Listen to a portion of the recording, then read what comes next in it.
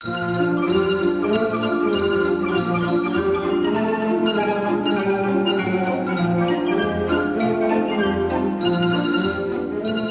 BBC presents My Word.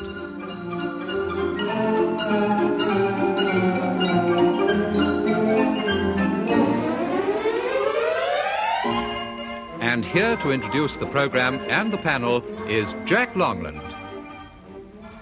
My Word is a word game played by people whose business is words, and those taking part are Dilys Powell, Nancy Spain, Frank Muir, and Denis Norden.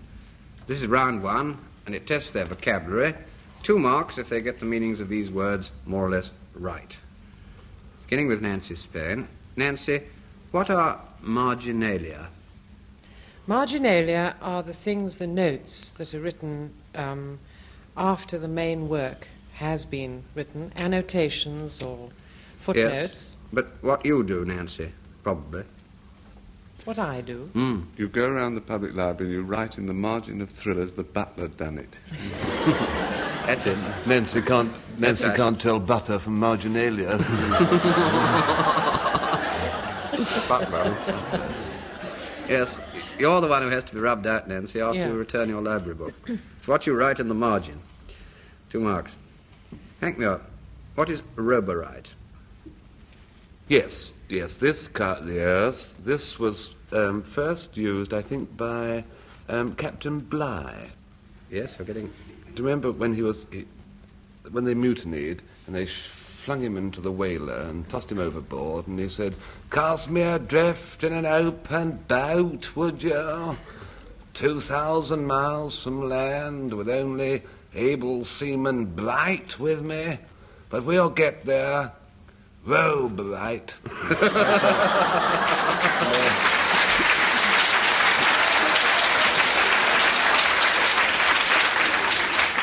And ever since then, it has been used. Well, in various senses. Not quite. But no, it's a lovely story for the silver screen. But as an explosive, Dilys says. Yes. You want to stick to that? Yes. We're not too close. It's not a limpet mine, it's just an ordinary explosive. There you creep home. 2 marks. It's a strong, flameless explosive, and it comes from the Latin word meaning strength, because it's so strong. Denis Powell, what is Erse? It's something I can't speak. Yes? I think they speak it in Ireland. It's a language. Yes, that's approximately right. A Celtic language. Celtic language, yes. It's rather the same as Gaelic. That's better. Better, is it? 2 marks. It's Highland Gaelic. The Irish simply hate it if you say they speak Erse, because they think they speak Gaelic. But Erse is a sort of early Scottish word meaning Irish, and most people use it for the Irish form of Gaelic. But the Irish don't like it. So Highland Gaelic is right. Denis Norden, what is a Paravane? Oh, yes, it's a ship thing. It's naval. It gets towed. Yes? Underneath ships. Yes. Yes, it did, because when we went to New York, when Frank and I went to New York, it was so much to go first class, a little bit less to go second class, a little bit less to go steerage, and we went Paravane. Yes, they in the war they had them. They put them underneath ships, and it was something to do with minesweepers had them. I don't know quite what they did, but they were... Yes, could you hazard a guess of what it was for? I mean, while you were travelling on it. Well, they did something to mines. Yes. It's shaped like a torpedo. It was towed either by a minesweeper or, as Denis says, by any other vessel in wartime, and it was supposed to cut the moorings of a moored submerged mine, so it didn't sort of blow you up. It bobbed harmlessly to the surface, invented in the First War. Well, before we begin round 2, I give each team a quotation for them to write down, and I want the 2 women members of the team to keep on studying those quotations during the programme, and then at the end I ask them where the quotations come from. And Nancy Spain with Denis Norden, here's your quotation. 2 blacks do not make a white. And Dilys Powell with Frank Muir, yours is My bonnet lies over the ocean. And then at the end of the programme I shall ask Denis and Frank to give me their ideas of how these words really came to be said or written. And I don't want any of these answers now. The next round is all about verse and poetry, and I give each member of each team a quotation and ask them to go on with it, a couple of lines or so. 2 marks if they can complete the quotation, and 2 more if they can say author and where it comes from. Beginning with Nancy Spain. Ye distant spires, ye antique towers that crown the wat'ry glade. That's distant prospect of grey. And it ends up where every prospect pleases and any man is vile. It doesn't end up with that. Well, eventually arrives at it. It ends no more where ignorance is bliss, 'tis folly to be wise. Yes. Well, 2 marks anyway. Thomas Gray's, the opening lines of Ode on Distant Prospect of Eton College. You can't complete it, can you? No, I think it's a sort of description of the people in the foreground, people playing cricket and so on. That comes later, I think. 2 out of 4, I think, Nancy. Ye distant spires, ye antique towers that crown the wat'ry glade, where grateful science still adores her Henry's holy shade. Henry being the king. Now, Frank Muir. The Ballyshannon foundered off the coast of Cariboo, and down in fathoms many went the captain and the crew. On all you other captains, don't make the same mistake. Don't let your dinghy dangle in the wake.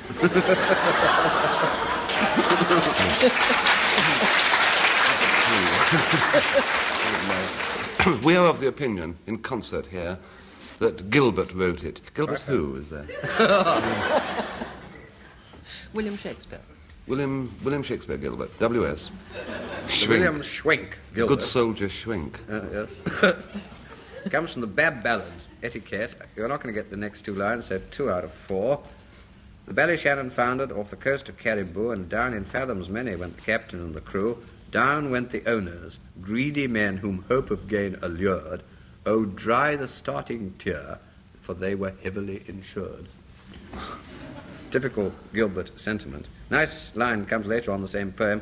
He had often eaten oysters, but had never had enough, which I think is a great truth. Now, Dilys Powell. Alas, what boots it with uncessant care to tend the homely, slighted shepherd's trade and strictly meditate the thankless muse? Were it not better done as others use, Yes, to sport with Amaryllis in the shade, yes. or with the tangled tresses of Neaera's hair? Is that Well enough? done. Is that enough? Yes, that's fine. Enough. That's Yes. Prize of author. Milton. Yes, poem. Lycidas. Yes, well done. Milton's Lycidas. 4 marks it is. Now, Denis Norden. This is a surprising, and I think, to my mind, a slightly unfair one. Small showers last long, but sudden storms are short. He tires betimes that spurs too fast betimes. With eager feeding, food doth choke the feeder. And I'm going to say that the next bit, about 3 lines later, is so well known that you know it by heart. Shakespeare. Yes? I'm amazed I've got this far. It's not a very well-known play, that's for sure. Well, it's fairly well known. But the next bit is very well known. Well, there are a couple of lines which go on the same way as I've described, and then you start up with something which is frightfully well known. A bit geographical. Well, it's not Hamlet. It doesn't come It's anywhere not in Hamlet, Hamlet. no. No, that's for sure. Nor Macbeth, nor King Lear. I think I better just give you 1 mark for getting Shakespeare. It's Shakespeare's Richard II. It's Old Gaunt, John of Gaunt. It is dying speech. It starts Sceptred like Isle, this. precious throne of kings. That's right, 2 lines later. Small showers last long, but sudden storms are short. He tires betimes that spurs too fast betimes. With eager feeding, food doth choke the feeder. Light vanity, insatiate cormorant, consuming means soon preys upon itself. And then there's a deep breath not put in the text. Off we go. This royal throne of kings, this sceptred isle, this earth of majesty, this seat of Mars. It doesn't sort of, to me, fit on very well. That's why I thought it was a bit It's like unfair. asking for the verse of Red Sails in the Sunset. All right, 1 out of 4. Well, the next round is origins and derivations of phrases which are in pretty common use. I want to know 2 things about them. What do they mean now, and how did they originate? Beginning with Nancy Spain. To put the kibosh on. I think some people call it kibosh, but I've always called it kibosh. It means the absolute finish to anything. Yes. Rather like a dancer's cap put down on top of some body or something. Yes. And I've always thought it was Yiddish. I don't think so. The kibosh. It's French. Quelle bouche. Quelle bouche. What a mouth, what a mouth. What a mouth, is it? It's obvious. No, Russian? No. No. Russian. 2, I think, out of 4. As Nancy quite rightly says, the phrase to put the kibosh on now means to put an end to get rid of, or to defeat or knock on the head. But the more likely of the 2 origins, because the other one seems to be frightfully far-fetched, is from Irish. Kibosh, or sibosh, is an Irish word meaning the cap of death. And when you put that on, well, finish, curtains, so on. But there is a most fantastic theory that it used to mean Portland cement, which some sculptors used to blow onto their otherwise nice sculptured work to give it a sort of rough cast, chiaroscuro effect. So putting the kibosh on would mean to sort of blanket or smother the original effect. I don't believe much in that myself. 2 out of 4, I think. Frank Muir, to lay by the heels. Means to capture, to render powerless. Yes? Yes? Yeah, 2 for that, yes. But how did it start? I mean, why did it come to mean that? To lay by the heels. Where else could a hen deposit the egg?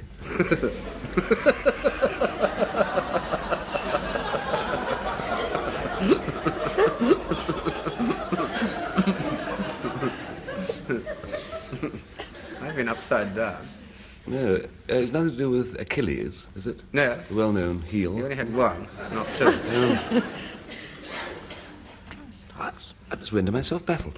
Try putting in the stocks. Yes, now you're getting there. Try putting in the stocks. Try putting in the stocks. I will, and it's right. In other words, lay by the heels is to capture and render powerless is what it is now, but it simply refers to the stocks which used to stand in every town or village, and they were caught by their heels and they sat in the stocks. Then Dilys Powell, Baedeker raids. Well, Baedeker was a German gentleman, who gave his name to a great series of guidebooks. Yes. And how did he denote something that was, as you would say, sehenswürdig, or worth seeing? He gave it a star, I should think. And several stars. Several stars, yes. All right. Vol des Tours. 2 marks for Baedeker, who was one of the, or perhaps the most famous tourist guidebook writer of all. And the first chapter starts starring things that he thought were worthwhile. It's been copied by all sorts of people since then. But the Baedeker raids, for the name given to the German air raids on places of beauty and historic interest in the British Isles, things like Bath and Canterbury and Norwich and so on, and they were supposed to be by the Luftwaffe in revenge for raids by the RAF and so on Cologne and Lübeck and pretty German cities.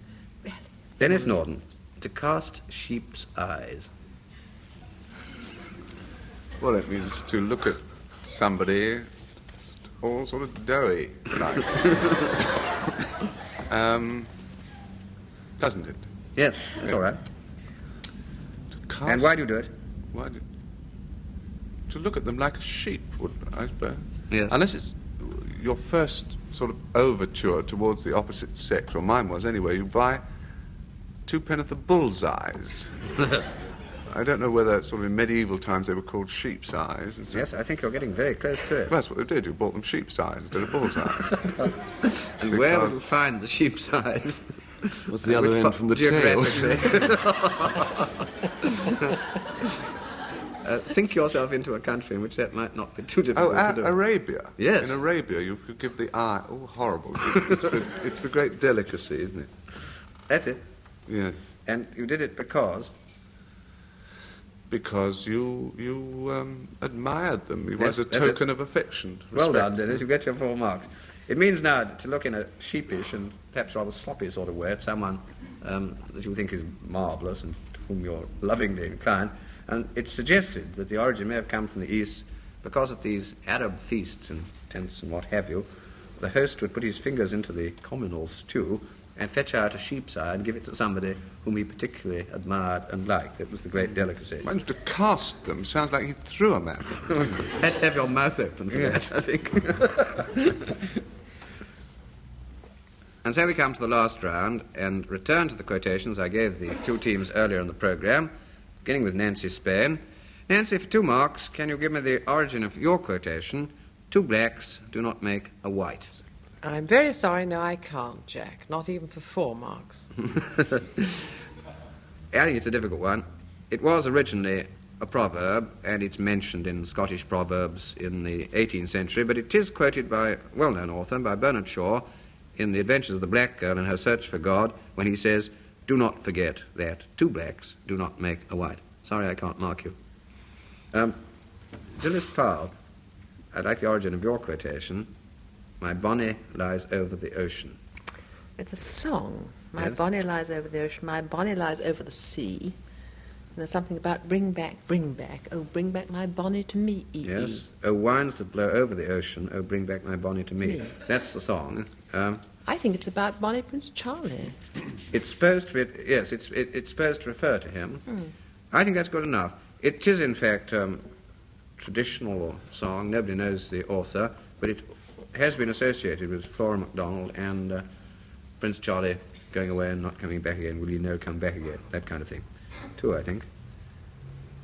Well, now I am going to ask Denis Norden and Frank Muir to give me their explanations of how these 2 quotations came into being, and on this occasion the marks will go to whichever unlikely explanation receives the longer amount of applause from the audience in the studio. So, back to Denis Norden and his quotation, 2 blacks do not make a white. Do you know how many Scotsmen are employed in this country on making bread? You're all giving hints throughout the programme, you see. Nobody knows this one. Now, this one I do know, because at one period of my career, a career devoted to the service of mankind and womankind, every kind, actually, but I was a statistician, and I worked for an organisation called Trend Spotters Limited. Now, this is a very important organisation in our present-day economy. And, in fact, it was important for them to know statistics about everything. In fact, to find out things to find statistics about. And every Monday morning we used to have a conference in A.J.'s office. A.J. was the chief statistician. He'd been married 1.3 times, had 3.8 children. And he used to say, all right, gang, what can we find statistics about this week? And somebody would say, well, A.J., what about finding the percentage of bicycle pumps sold in undeveloped areas by bow-legged assistants? A.J. would say, great, out on the job. And that was how I got this assignment, to find out how many ginger-headed Scotsmen were employed in making bread. Well, I spent 8 months on this, scouring bakeries, big and small, throughout the length and breadth, particularly the breadth, obviously, you see, of the country. And at the end of the 8 months, I came up with a most startling conclusion. I went through all my figures, and I found that there were no ginger-headed Scotsmen employed in making bread. In fact, there were no Scotsmen at all employed in making bread in this country. Now, this was terribly exciting because it's what they call a nil return, which is very, very dearly beloved of statisticians. If you can come up with the answer no, and every time you get one of these, a bell rings in the statistics office, you see, and we had a big party there, and we were discussing this startling thing about there being no Scotsmen employed in making bread, and somebody said, why are there no Scotsmen employed in making bread? He got fired immediately.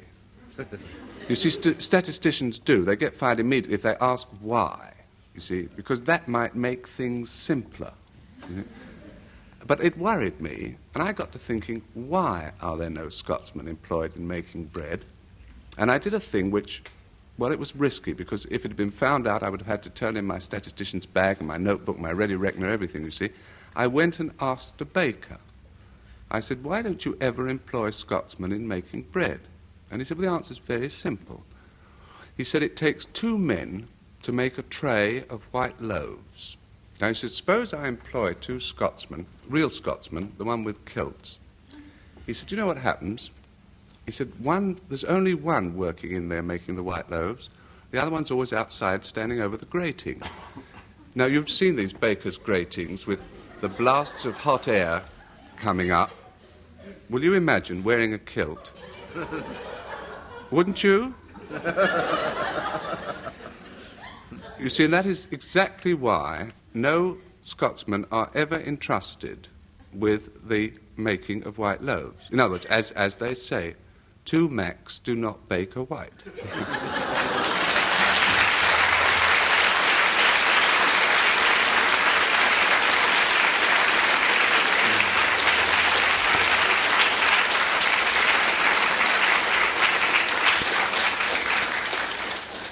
I suspect that an angry army of Scottish bakers is already crossing the border.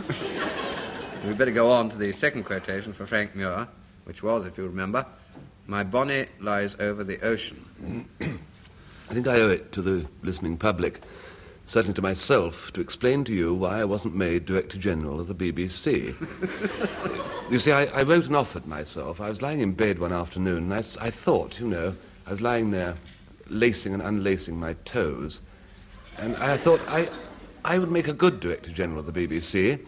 So I wrote to them, and I told them all about myself. I wrote to the governors, and they wrote an awfully nice letter back and said they were curious to see me, and would I come for an interview? And I was tremendously encouraged by this, so I put on my sincerest suit, which was a sort of brown suit, rather neat one, and I caught the train to Waterloo, and I was doing the Times crossword on the way. I didn't start it, actually, but when I got to Waterloo, I didn't want to waste the crosswords. I hadn't even started it, so I decided to cut it out and put it in my pocket.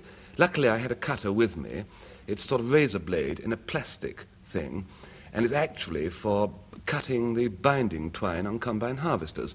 But I always carry it with me because you never know when somebody comes up to you in the street and says, "Excuse me, but have you such a thing as a thing for cutting binding twine on combine?" You feel such a fool if you haven't got one. So I rested the Times on my knee and I cut the crossword out, folded it and put it in my pocket. It felt strangely thick. And just as I was getting out of the carriage, I felt a sort of coolth over my left knee. And there staring at me was a nude knee. I cut a square right out of the knee. And here I was on my way to this interview with the governors, you see, what to do. Now, this was a predicament indeed, because I knew what they'd think of me, walking around with a bare knee. And I had no money to buy another pair of trousers. I had enough, I had 1 and 10pence, just enough to buy a cheese and tomato sandwich and a tin of brown boot polish. I wasn't going to eat the brown boot polish. Well, I wasn't going to eat the cheese and cucumber either, because I like plain sandwiches with nothing in them. But you obviously can't order those, so I order a cheese and cucumber, and then I take the cheese and cucumber out of the sandwich and put it in a little polythene bag, because you never know when somebody might come up to you and say, "Excuse me, but I'm hungry, have you such a thing as a cheese?" And then I eat the bread and butter. And so I had no money to buy the trousers. I didn't know what to do, but I did have the brown boot polish, so I smeared that all over my knee. And that darkened it in, but it was the wrong shade of brown.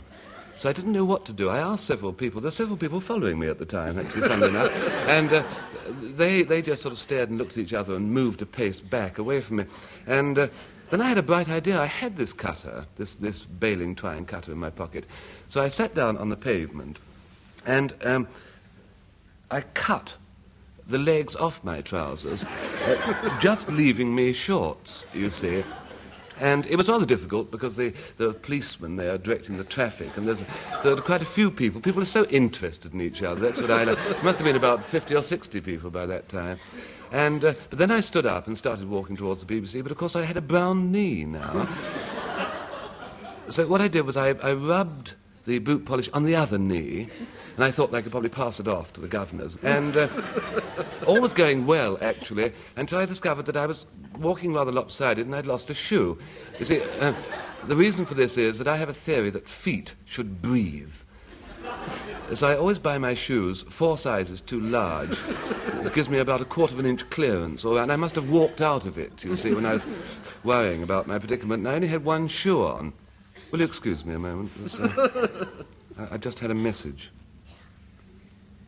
Oh, this is really very exciting, ladies and gentlemen. I just had a message here from the control room that the last 5 minutes of this program has been used as a test to beam to one of those communication satellites which is now swinging, orbiting round the Earth. So my story that we've just been listening to is now up there somewhere, and it's being amplified by all these batteries on the thing, ready to be bounced back to Earth. I think this is very exciting, because it was just a lot of nonsense. I suppose I was talking. It was all lies, actually. Bare knee stuff. But it is rather exciting to think that at this moment, somewhere out in outer space, my bare knee lies hover the ocean.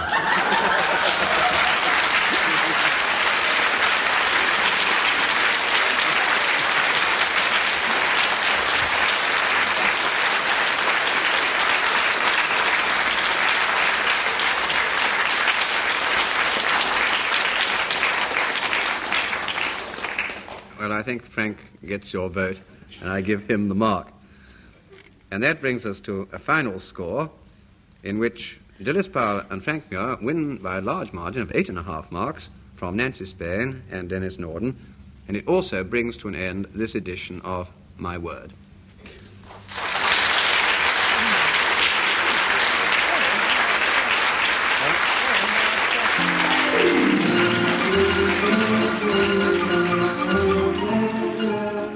In My Word, you heard Dilys Powell, Nancy Spain, Frank Muir and Denis Norden, introduced by Jack Longland. The program was devised by Tony Shryan and Edward J. Mason and presented by the BBC.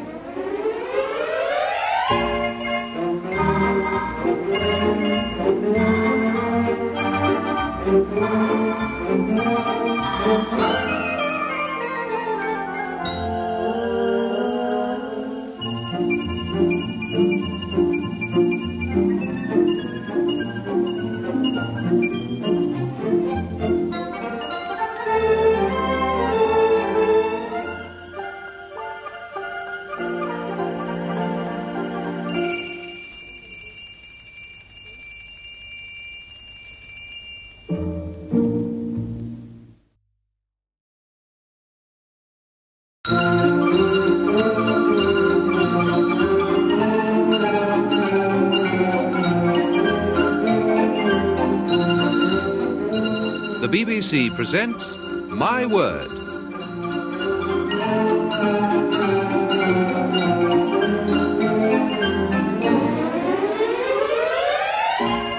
And here to introduce the program and the panel is Jack Longland.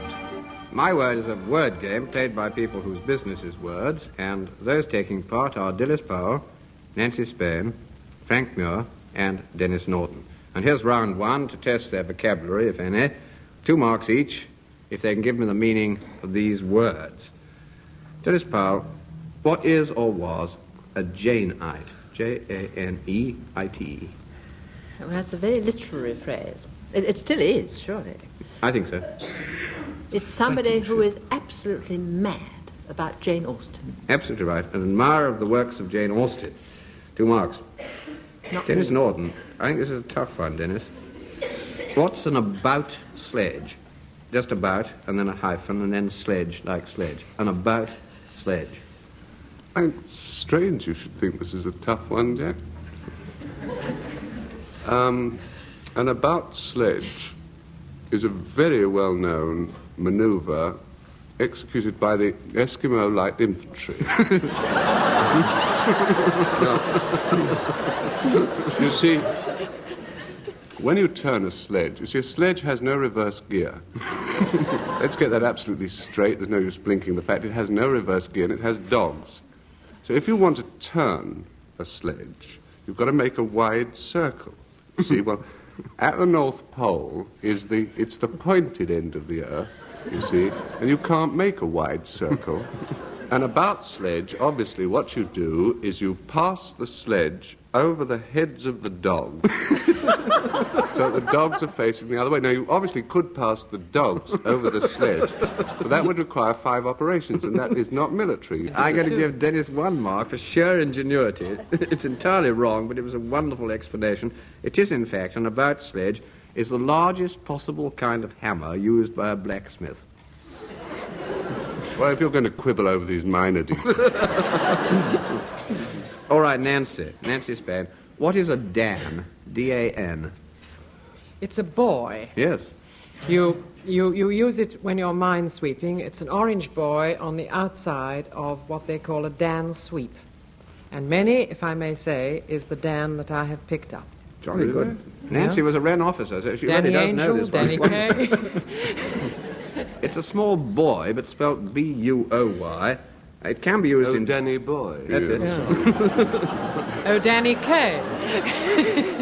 I give up. But used as a mark in fishing, and it supports a pole which has a flag on by daytime and a lamp on by night. But as Nancy quite rightly says, in wartime, it was the same thing, showing how far a mined channel had been swept, I think, Nancy. Correct. 2 marks it is. Frank Muir. What is Wertherism, or if you prefer it in my German, Wertherism? W-E-R-T-H-E-R-I-S-M. Oh, yes. Wertherism. Yeah, this is a... it's quite an old word, isn't it, Jack? Yeah. Yeah. This is a fascinating word. It was brought to this country by a Phoenician, and he landed in Cornwall, and there was an Anglo-Saxon there who said, I've got half a pound of tin. What have you got? Because he wanted a trade. And he said, I've got Wertherism, you see. And that's how the word came to this country. And nobody has ever really been sure what it means. Eric Partridge has had a go at defining it. He's always game. But nobody has really... Dr. Johnson was going to include it in his dictionary, but he didn't know the meaning. So he put it on one side, hoping that he might have a spare meaning that needed a word, and then he could put the two. But he never did, and nobody's ever known. There is actually several rather spurious explanations, and Jack's got, I'm sure, one written down in front of him. But those are the facts of the case. Now, will not be shouted down. But Frank, leaving Dr. Johnson on one side just for one moment, what does Frank think about it? Frank Johnson. Frank Johnson.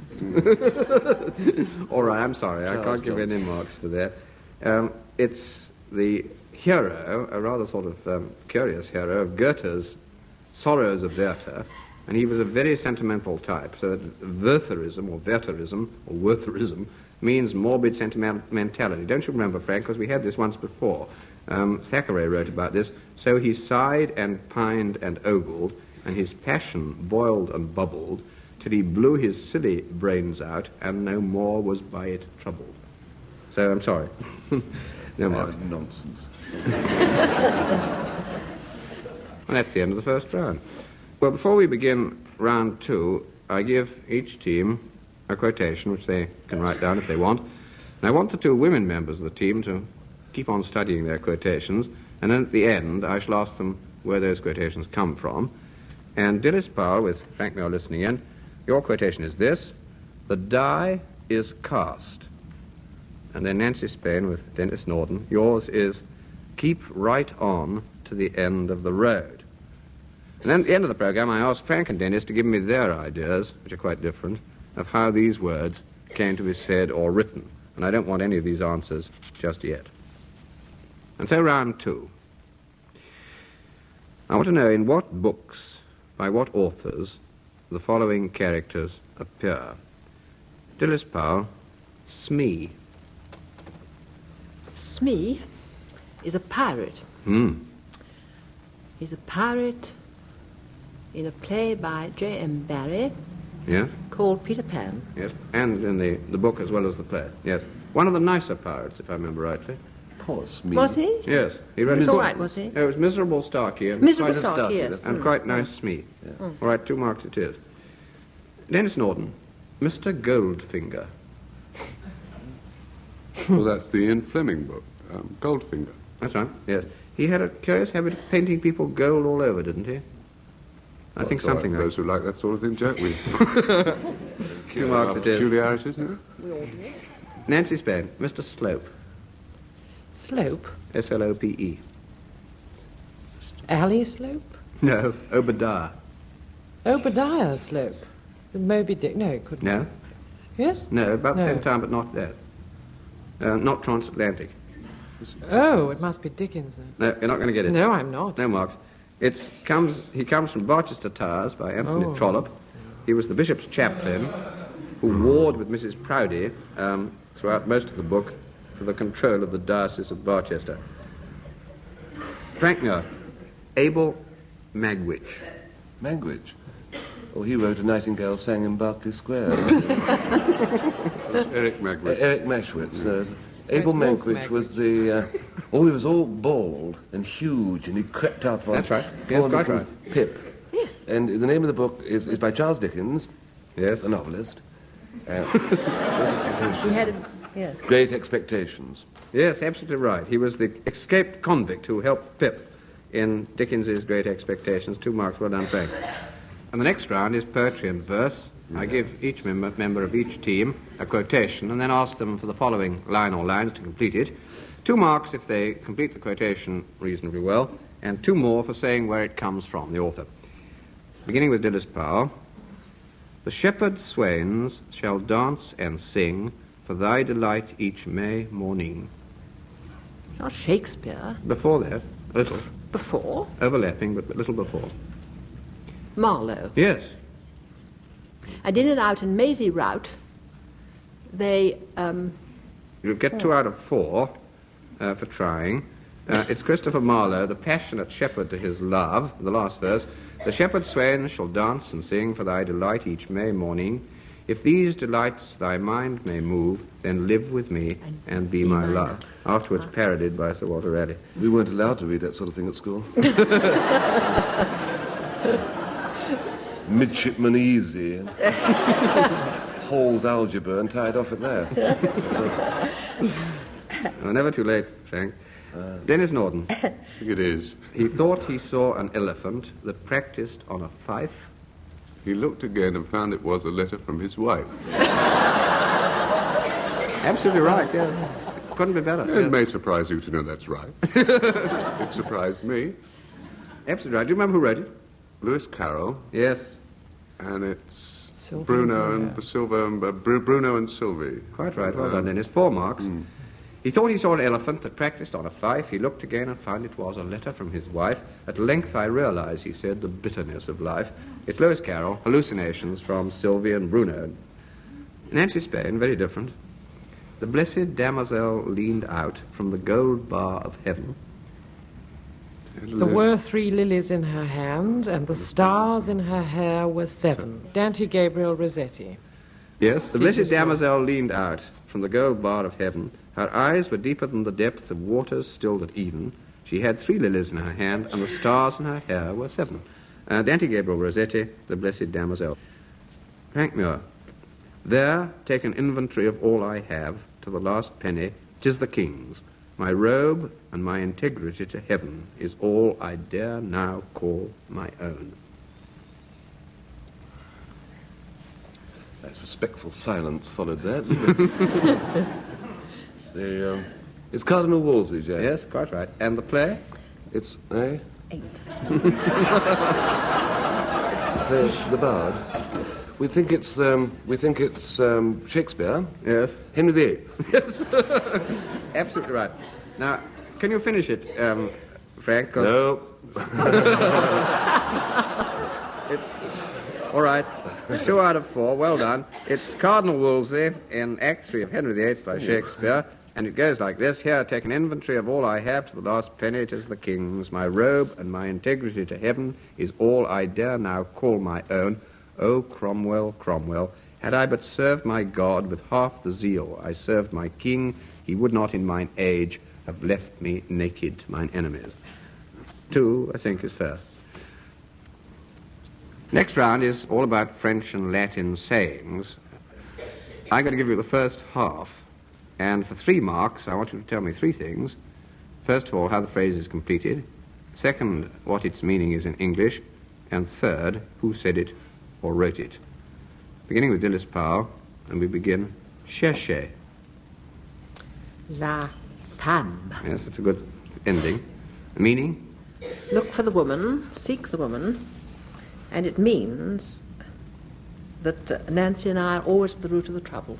Yes, absolutely right. Now, can you give its attribution? Who's supposed to have said it? More difficult. Dumas. Dumas. Well done. 3 marks out of 3. Means look for the woman, and if there's any trouble of any kind, you don't have to look very far before you find a woman mixed up in it. And it's attributed to Alexandre Dumas, the father, who said not quite this, but cherchons la femme. Let's look for the women. Other people use obviously meant it for another reason. All right, Denis Norden. Sic transit. Gloria mundi. Yes? Sic, thus. Transit passes. Gloria, glory. Mundi, of or from the or a world. Jolly good. Absolutely right. Everything right so far except the author. What about him? I haven't ventured on the author, so it can't be wrong, can it? Not yet. Well, let's keep it that way. All right, 2 out of 3, Dennis. How quickly the glory of the world passes away, sic transit gloria mundi, and it was by Thomas à Kempis in his book, The Imitation of Christ. Nancy Spain. Mens sana. In corpore sano. Yes? A healthy mind in a healthy or healthier body. 2 marks out of 3, unless you know who wrote it. Plautus. No. Said by Juvenal in his satires, and of course by generations of public school headmasters afterwards. 2 out of 3. Frank Muir. Dulci et decorum est. Nor iron bars a cage.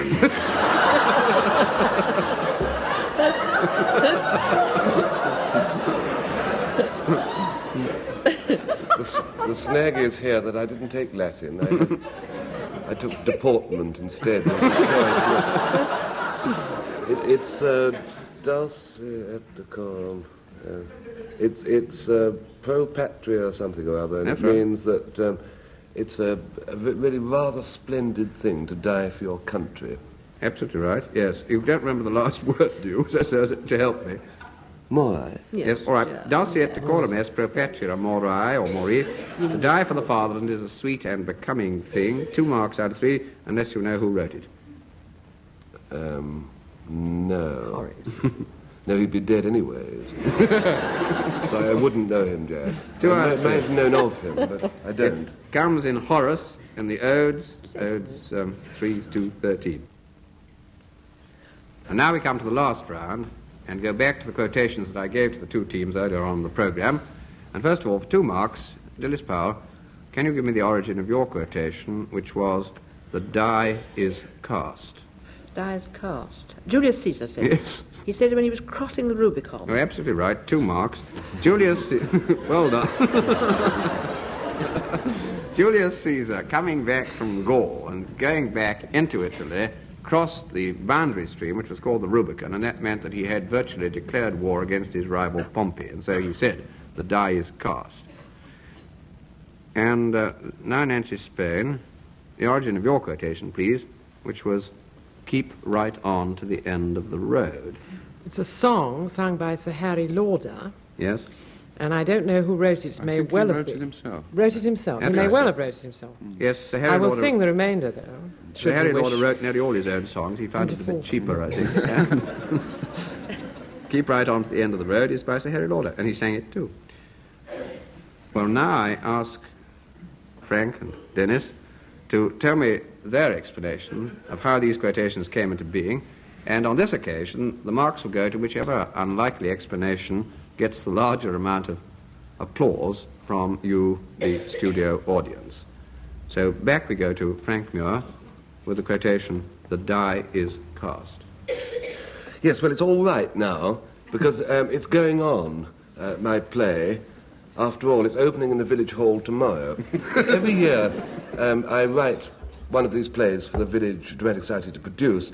I try and take contemporary problems. In 1959, I wrote one on the subject of loneliness, the man's loneliness, and it's...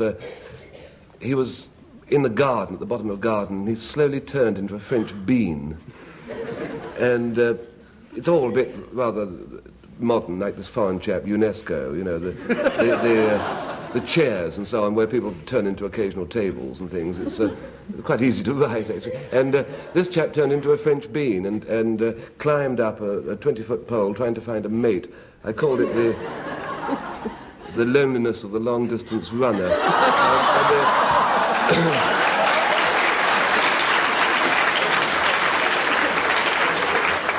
Then in 61 I had something rather different, and it was a story of graffiti, really. It was a chap who used to write novels on the sides of his house. And the story, it's a musical thing, it's got music in. The girl comes and reads what is facing west. I call it the West Side story. And but it was all very modern, sort of musical, sort of Nouvelle Wagner thing. And it went on extremely well. And this year I wanted to do something rather different. And I wrote this play about these two young people in the boarding house who found life empty. One was a misfit, a Miss Angela fit.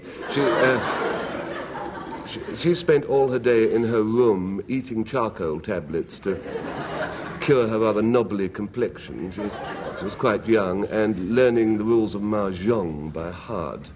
And along the other end of the landing, there was a fellow who was a master plumber, Master George Plumber. He was a beatnik, really. He just sort of lay there all day on his truckle bed, and he had a rather discouraged-looking beard, which looked as though he'd magnetized his chin and dipped it into iron filings. And it was all sort of... And he was very poor. All he had was what he stood up in. What he sat down in was borrowed, actually. And he never left his room except to go out. And he was... Both of these two young people were obsessed with the emptiness of their life. Now, the landlady wanted to dye her curtains purple, and she mixed some dye in the bathroom and left the dye in the basin. And it was perpetual dye, you see, and the light had gone wrong in the bathroom, and both these people went in and washed. It was the end of the month, you see, and when they woke up in the morning, they were dyed purple. They were completely purple, you see. And this is the whole point of my play. This is the first act, you see. Then in the second act, they find that through love, their life is much fuller, and they find each other through themselves. They're drawn together because they're the only two purple people, you see. And then they buy a unicycle. There's a whole lot more, but we're only doing the first two acts. And the play was ready to go on, and none of my actors would allow themselves to be dyed, you see, because it's perpetual. I called the play, actually, the longest die. But unfortunately, I seem to be terribly out of luck with my titles, because there's already a film out with a similar sort of title. These things get pinched from you, you know. So I just call it The Die, you see. And I can't get anybody to play these purple actors. I've advertised for purple actors, but I couldn't find any. And suddenly I had a wonderful idea. So I got my cast rehearsing one evening, and I remembered I whipped into the dressing room and I removed the lamp that hung over the wash basin, and I poured purple dye into the wash basin, and it worked. Although they were terribly angry, you know, and they cursed the day, but the cast was dyed, and the die is cast.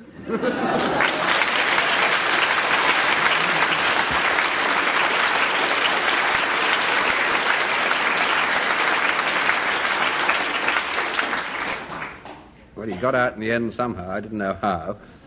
We come back to Denis Norden, and Denis's quotation was, "Keep right on to the end of the road." You've heard of people who've got no sense of direction. Well, I have what you might call a sense of non-direction. Now, what I mean is that whenever I drive anywhere, it's sort of war between intellect and instinct. My intellect tells me that I'm on the right road, but my instinct says it doesn't feel like the right road. So I go on another road, and I get lost. I once took 6 months to get from London to Stonehenge. I'll tell you how it happened. I can't quite remember why I was going to Stonehenge, I think it was in a fit of pique. I do get fits of pique, generally with children. And I say to them, if you do that again, you'll drive me to Stonehenge. And they do it again. You see, and Dr. Spock says, if you promise a child something, you should always give it. But they are too young to be able to drive, so I have to drive myself to Stonehenge, which was how I got on the road to Stonehenge that night. Now, I had a map. I'd looked at a map, and the map had said, to get to Stonehenge, you go through Andover. Fair enough. Drove for about 2 hours, driving along quite merrily in the car, playing my little car games, which we all have. Mine, I stick out my lower lip and pretend I'm Jean-Paul Belmondo. Or my upper lip, pretend I'm Frank Muir. It isn't. And suddenly, I came to a fork in the road. Now, we discarded this type of joke years ago. The road split into two parts, you see. And the question was, which one should I take, the right or the left? Well, now, my intellect said, take the right. But my instinct said, it doesn't feel right. Take the right, take the left. I took the left. Being a wild, untamed creature of instinct, I took the left. Now, about 87 miles further on, I suddenly realized I hadn't passed through any place that looked like Andover. In fact, I hadn't passed through any place at all. And I decided I must do that thing which any motorist would rather drive 8 hours than do, that is, ask somebody. Well, there was nobody to ask. It was late at night, but there was a little transport cafe nearby. So I pulled up there, and I went inside, and there behind the counter was an elderly man who was taking some money from the till and putting it in a blue paper bag. So I walked up to him, and I said, Andover. And he sort of shrunk back, you see, apparently not understanding me, so I repeated. I said, Andover, please. And he seemed to go all to pieces. He said, Donna hurt me. Donna touch me, my Maria, she is sick. Take, but go. And he thrust this blue bag into my hands and pushed me out. Well, I was driving on, rather puzzled about this, when suddenly, in the rearview mirror, I saw these flashing headlights, a dark blue car, some kind of police car. It pulled us down the road, out jumped these two chaps, and one of them says, all right now, my lad, the game's up, come on, you're rotten. You're rotten dead leg. He says, come on, back to station. So I said, I'm afraid I don't know what you're talking about. I'm on the way to Stonehenge. So the other one said, I'll tell that to Inspector Barlow. He said, what's this then? And he pulled up this blue, I got 6 months. Which is why I say to anybody now, if you are going to Stonehenge, don't make my mistake. When you get to that fork in the road, keep right onto the Andover Road.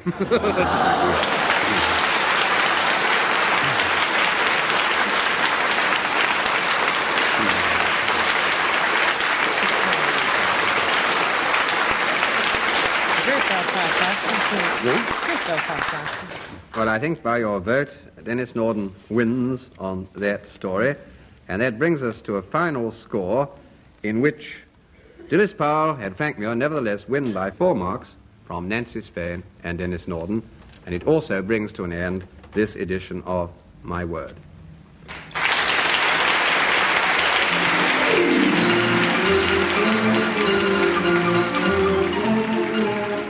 In My Word, you heard Dilys Powell, Nancy Spain, Frank Muir and Denis Norden, introduced by Jack Longland. The program was devised by Tony Shryan and Edward J. Mason and presented by the BBC.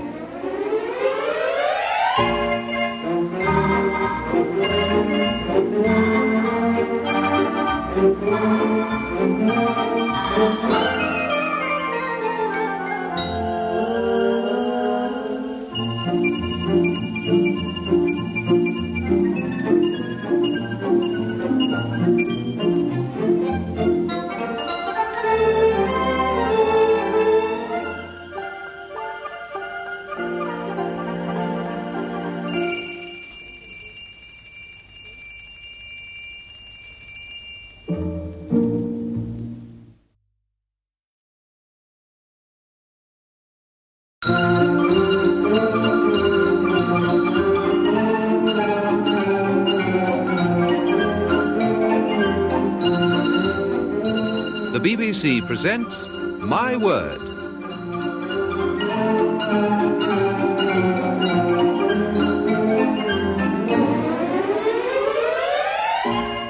And here to introduce the programme and the panel is Jack Longland.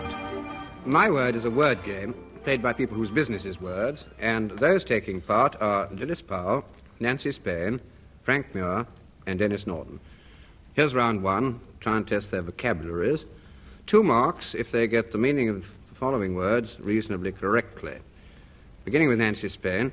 Nancy, what is a romaunt? R-O-M-A-U-N-T. It's a romance, Yep. Jack, as in the Romaunt de la Rose. Good, I'm glad you knew that, Nancy. I hoped you would. I had it in the 5th form.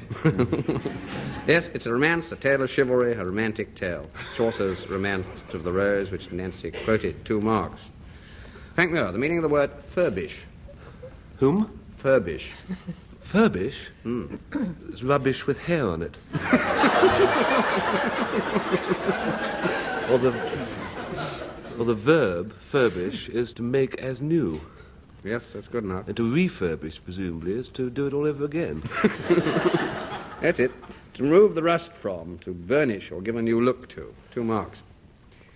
Dilys Powell, what is an animalcule? A-N-I-M-A-L, like animal, and then cule, C-U-L-E on the end. Animalcule. Whatever it is, it's a very small one. Yes? It's a very small animal. How small? Minuscule. Yes. Tiny. All right, I think you have to have it, yes. 2 marks. It's microscopic, which is the word I wanted. That sort of size. Denis Norden, what is a tort? T-O-R-T. A tort, Yes? It's in law. as in a tort, a saw of it's, no, wait a minute. It's a wrong. It's French for wrong, Yes, anyway. it is. A wrong. What kind of wrong? Legal wrong. Well, wait a minute, we've been doing a legal series. It's a wrong that you can get damages for. Yes? That's all I'm interested I in, think that's Jack. good enough. It's a private or a civil wrong, from the French word meaning just wrong, rather less than a misdemeanor or a criminal offence. Well, now, before we go on to round 2, I give each team a quotation for them to write down if they want, and I want the 2 women members of the team to study their quotations, and at the end of the programme, I ask them where the quotations come from. And Nancy Spain, with Denis Norden, your quotation is, "Sweet are the uses of adversity." And Dilys Powell, with Frank Muir, yours is, "The better part of valour is discretion." And then at the end of the programme, I ask Denis and Frank to give me their idea of how these words came to be spoken or written, and I don't want any of these answers yet. And so to round 2. From the following descriptions, who was being referred to? 2 marks if you get it right. Nancy Spain. Their hair was entwined with serpents, their hands were of brass, their bodies covered with impenetrable scales, their teeth were like a wild boar's tusks, and they turned to stone all on whom they fixed their eyes. The Gorgons, who were in this story about Perseus. Yes? And And sort of Queen Bee Gorgon was what? the one that with all the snakes in her hair. Yes, do you remember her name? Medusa. That's right. Medusa was the chief Gorgon of this rather horrible tribe, and they were called Gorgons, and Nancy gets her 2 marks. Frank Muir. A charming, handsome, and unprincipled young gentleman of Seville delights in succumbing to the beautiful women he meets. A barber?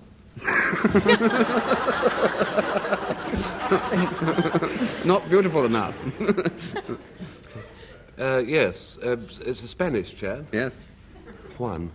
Yes, you're getting that. Juan. Yes? Juan Meatball.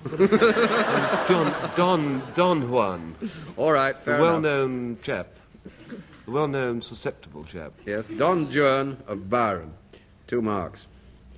Dilys Powell. The boy who wouldn't grow up.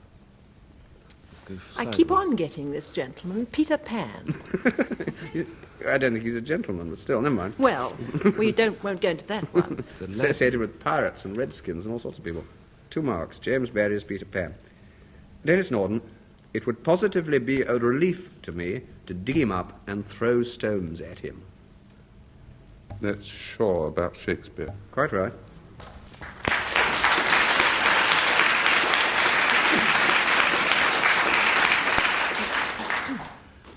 Well, now the next round, there are some French and Latin tags which are supposed to be in fairly ordinary use.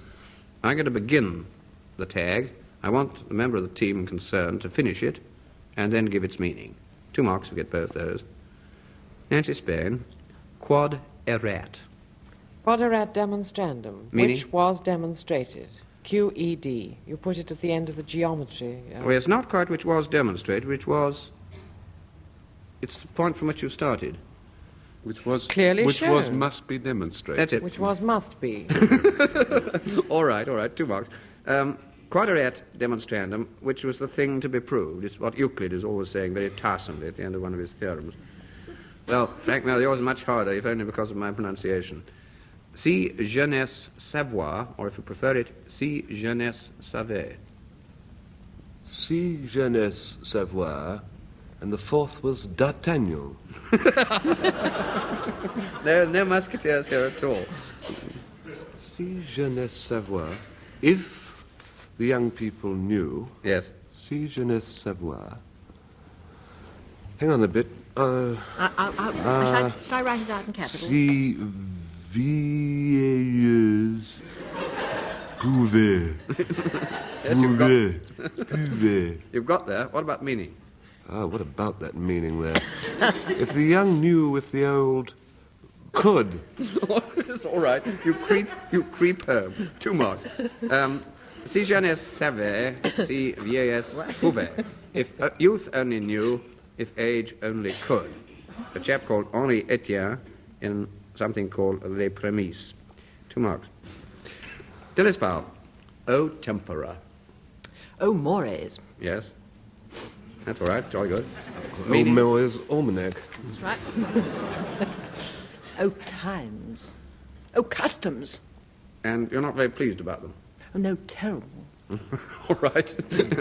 Latin tag. Never mention them. O tempora, o mores, o what times, o what habits, or what meaning what nasty times and what beastly habits.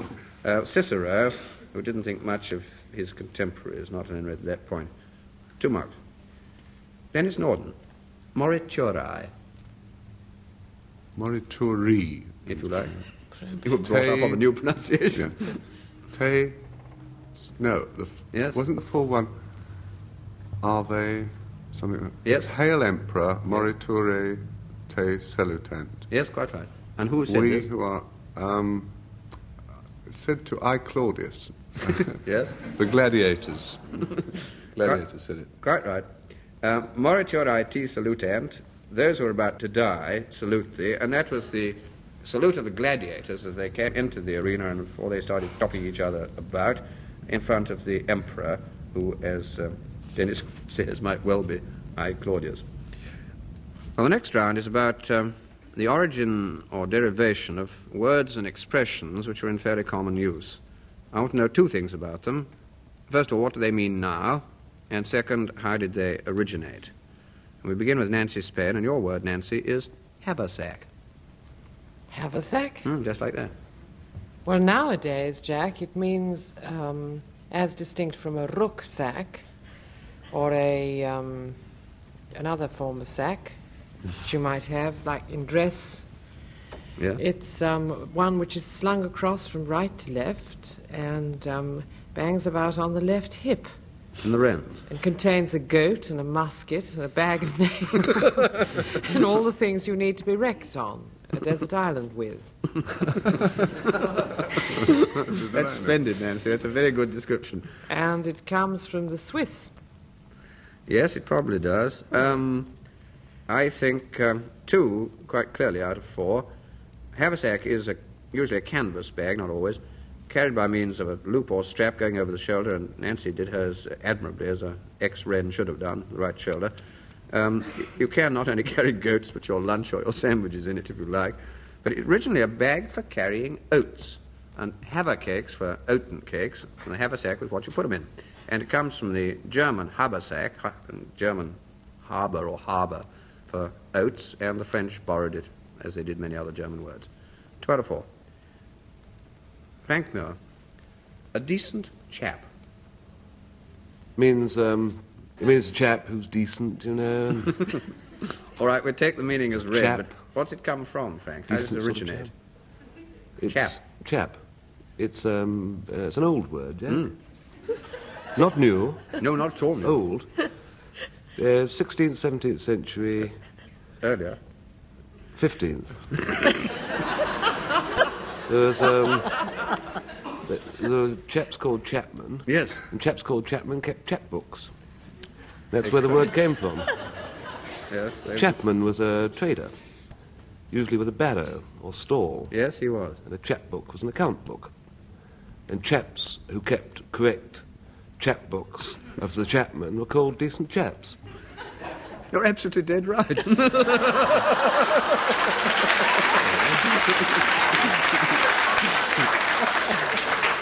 For Marx, it means a reliable sort of chap, and it is an abbreviation of the medieval word chapman, which is a merchantman or tradesman, and if he was known for his fair dealing, he's then said to be a good chapman.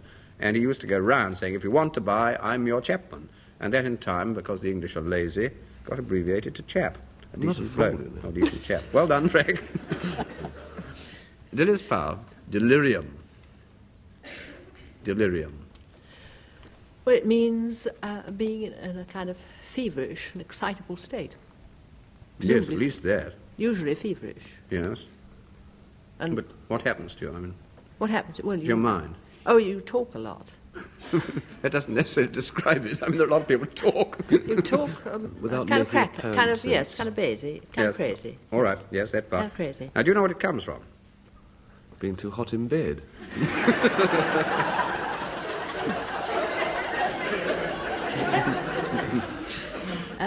What it comes from? It's very difficult. It's from the Latin. Just from Latin. No. Well, No, no. Valerie, I don't know. It's from the Latin. 2 marks. Why, Should we it's say all 2.5? 2.5 from the Knowing Latin. the origin. It's a disordered frame of mind with hallucinations and confusion and all sorts of things which are extremely embarrassing to your relatives. But it comes from a Latin word lira, which means the ridge left by the plough. And the verb delirare meant to make irregular ridges and to go off course. So that delirus was someone who couldn't plough a straight furrow, who went all over the field, and therefore was regarded as a pretty crazy sort of type. All right, on to Denis Norden. Checkmate. Well, that's chess.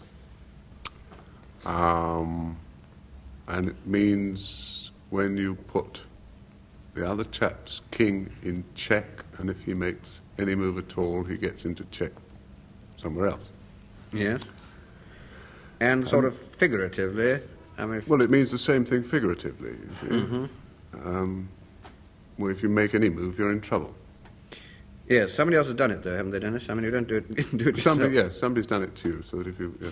don't quibble, Jack. My job's hard enough. I was just trying to help. It comes from chess. That's it. All right. I think that's good now. 4 marks.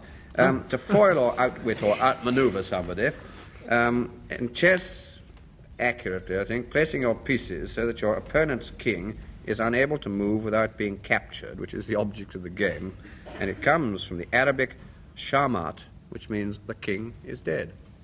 Finishes him off. And now we come to the last round and go back to the quotations I gave the 2 teams earlier on in the programme.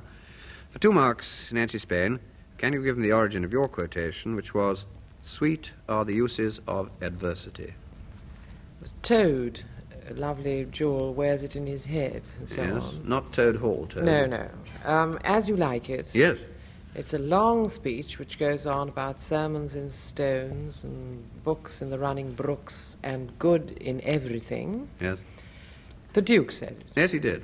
Duke Senior, the one who lived semi-permanently in rustication in the forest of Arden. A And he's saying- semi-detached arbour.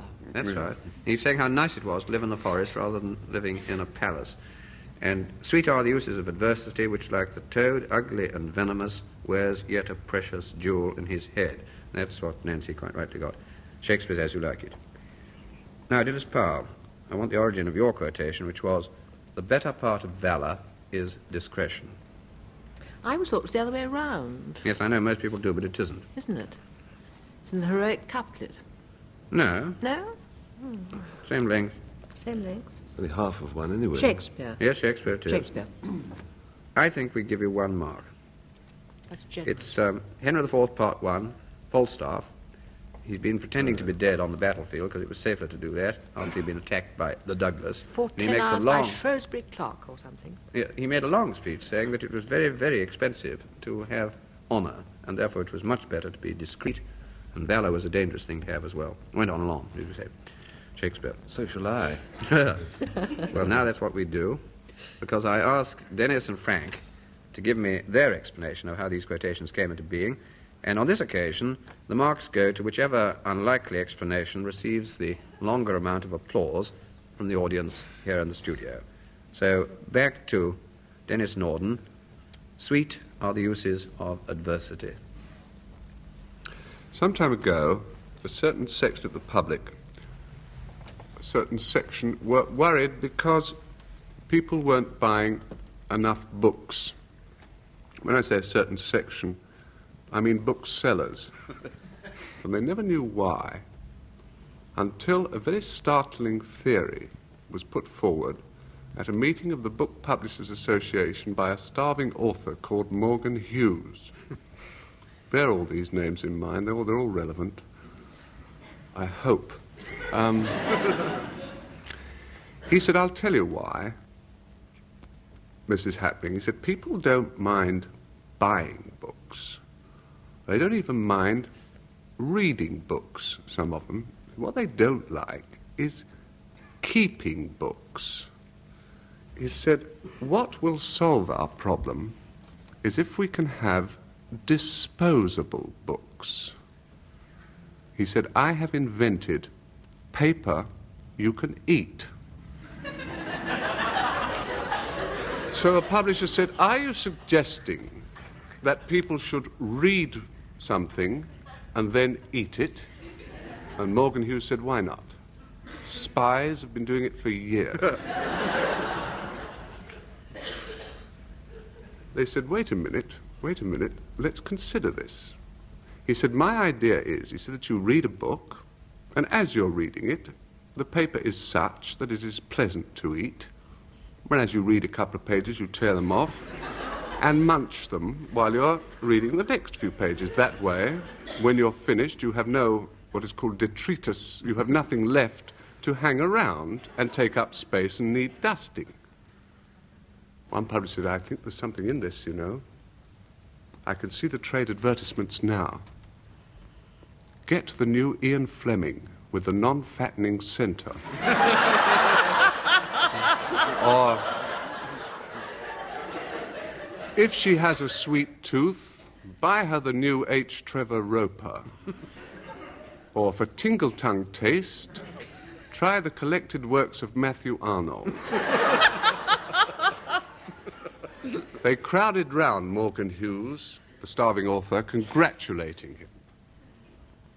He said, there is one condition. He said, that the book I have written shall be the first to be published in this form.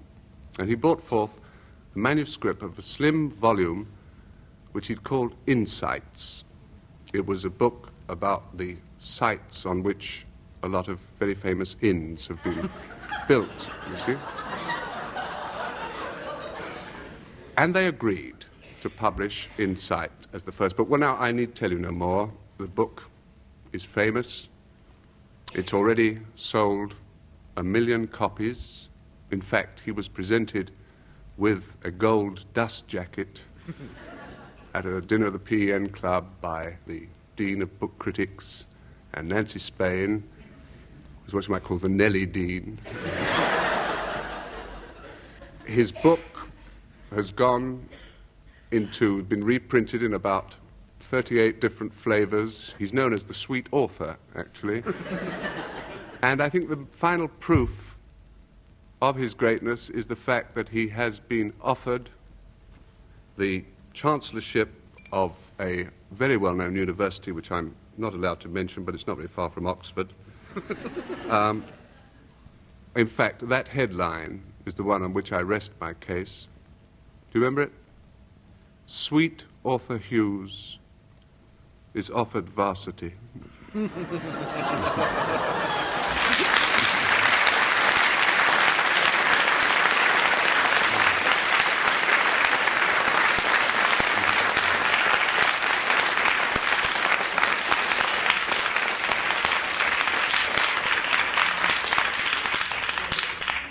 I don't know about you, but I'm positively dribbling at the mouth to get back to my Oxford Dictionary of Quotations. And now we go on to Frank Muir, whose quotation was, "The better part of valour is discretion." Something happened to me after the show last week. So strange, so weird, so bizarre. I'd arrived at the studio for this recording last Friday. It was a little early, and Valerie, who sits beside Jack and keeps the score, was having some food. It was BBC Rations. It's called BBC Rations Class 2, Desk for the Eating At. And Valerie was eating her food. I remember every particle. There was a pat of butter.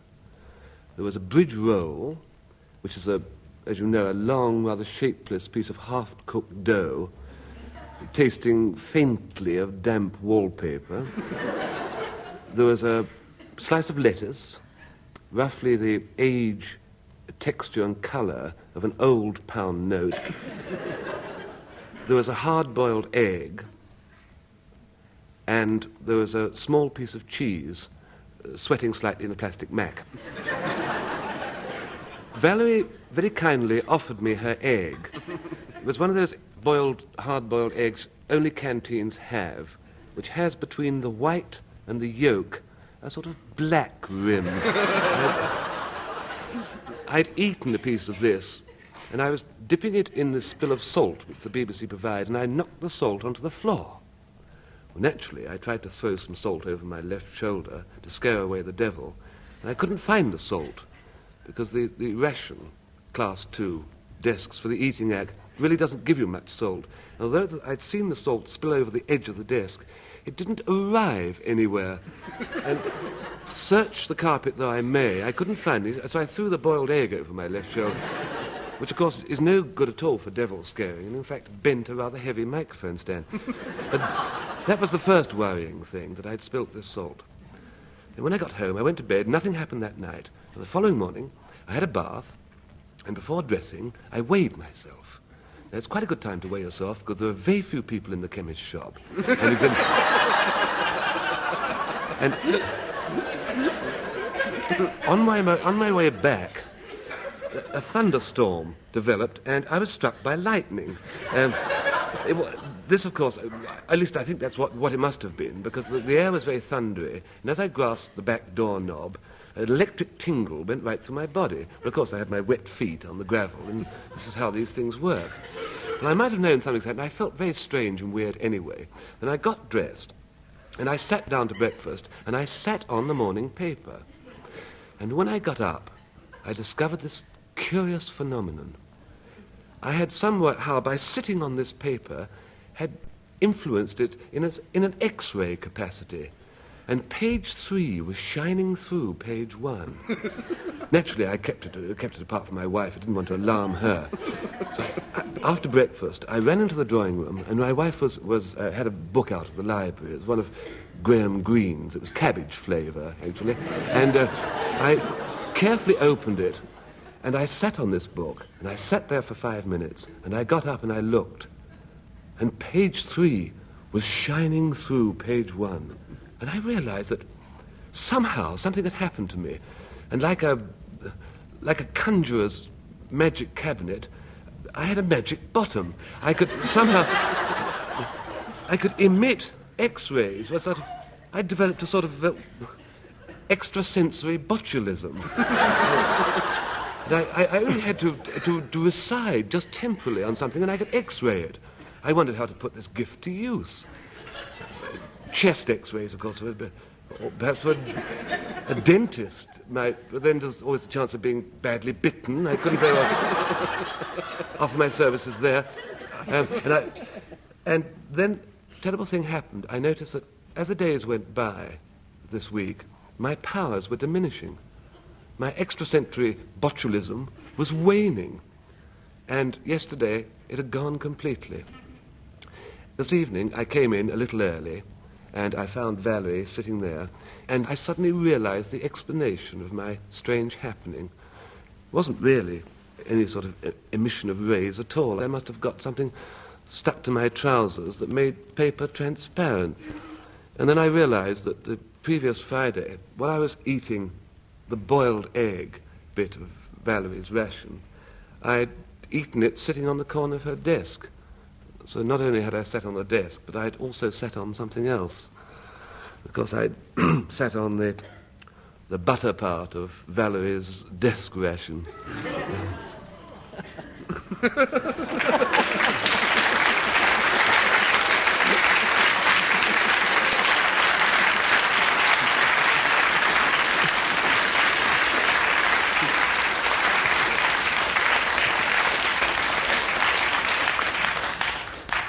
Cool. Well, I didn't see that until about 10 seconds after the end, like you. But by your clapping, I think Frank Muir's story wins. And that brings us to a final score in which Dilys Powell and Frank Muir win by half a mark from Nancy Spain and Denis Norden. And it also brings to an end this edition of My Word.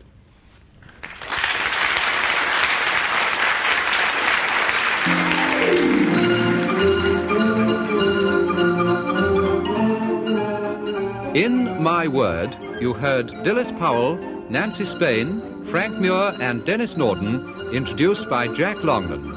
The programme was devised by Tony Ryan and Edward J. Mason and presented by the BBC.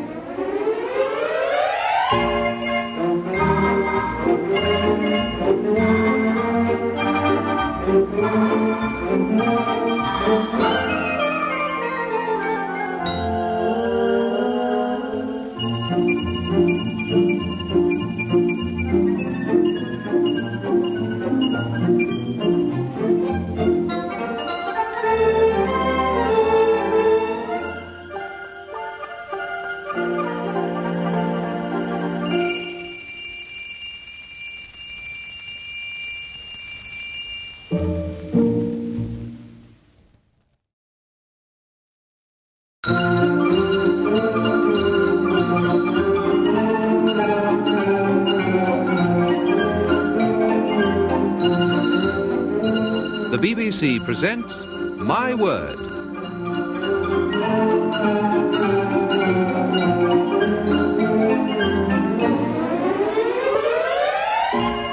And here to introduce the programme and the panel is Jack Longland.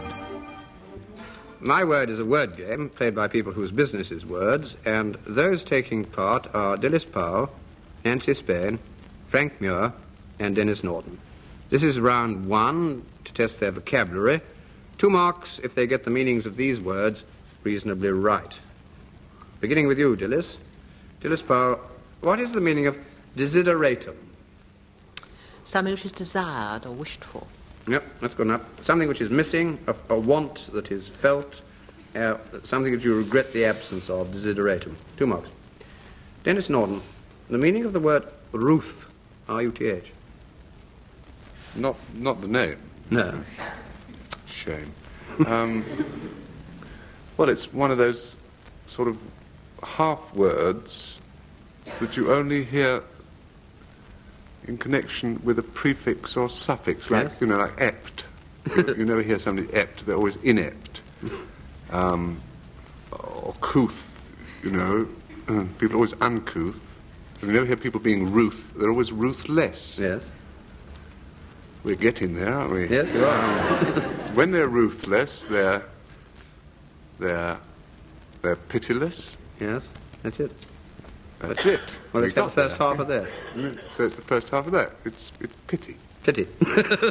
Ruth is pity, or compassion. 2 marks. In Spain, what is a siffleur? S-I-F-F-L-E-U-R. Siffleur. Oh, Lorks, it's something you blow through, Jack. No. No? Not one of those little tubes you You're have for hearing it. fixing the...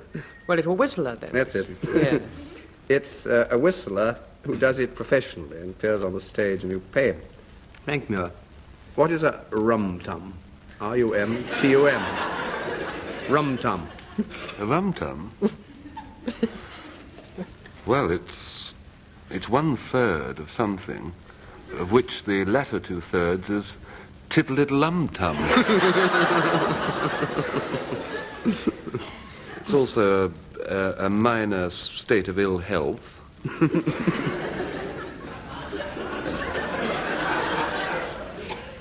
Beyond that, I hesitate to go, Jack.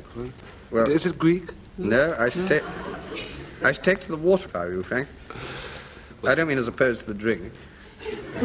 A rum-tum, but sailors drinking rum and getting a curious tum, is that? No, I've done my best. It's a boat. It's a boat. You got there at last. What kind of boat? What kind of boat? But don't just say boat. Round one. A round one? I don't know. A boat, a kind of boat, Jack. 1 out of 2. It's a light sculling boat used on the lower Thames. Before we start the next round, round 2, I now give each team a quotation, which they can write down if they want, and then I want the 2 women members of the team, after study of their quotations, to tell me at the end of the program the source of their particular quotation. And Dilys Powell, with Frank Muir listening in, your quotation is, "Oh, what a beautiful morning." And Nancy Spain, with Denis, your quotation is, "Roll on, thou deep and dark blue ocean." And then at the end of the program, I shall ask Frank and Denis to give me their ideas of how these words came to be said or written. And I don't want any of these answers yet. And so to the next round, which is origins and derivations. 2 marks if you can tell me the present-day meaning of the following words or expressions, and 2 more if you can tell me how they originated. Dilys Powell, yours is hooligan. Hooligan? Hooligan means a delinquent chap, a very rough one. Mm-hmm. Where would you find him? Practically anywhere. Ireland. You mustn't look at the audience. Is it Irish? Is it All Irish? right. Irish, no. Yes. No, I think Dilys, 2 marks. Don't think I can get It any means further. one of a gang of street roughs or toughs and a violent troublemaker.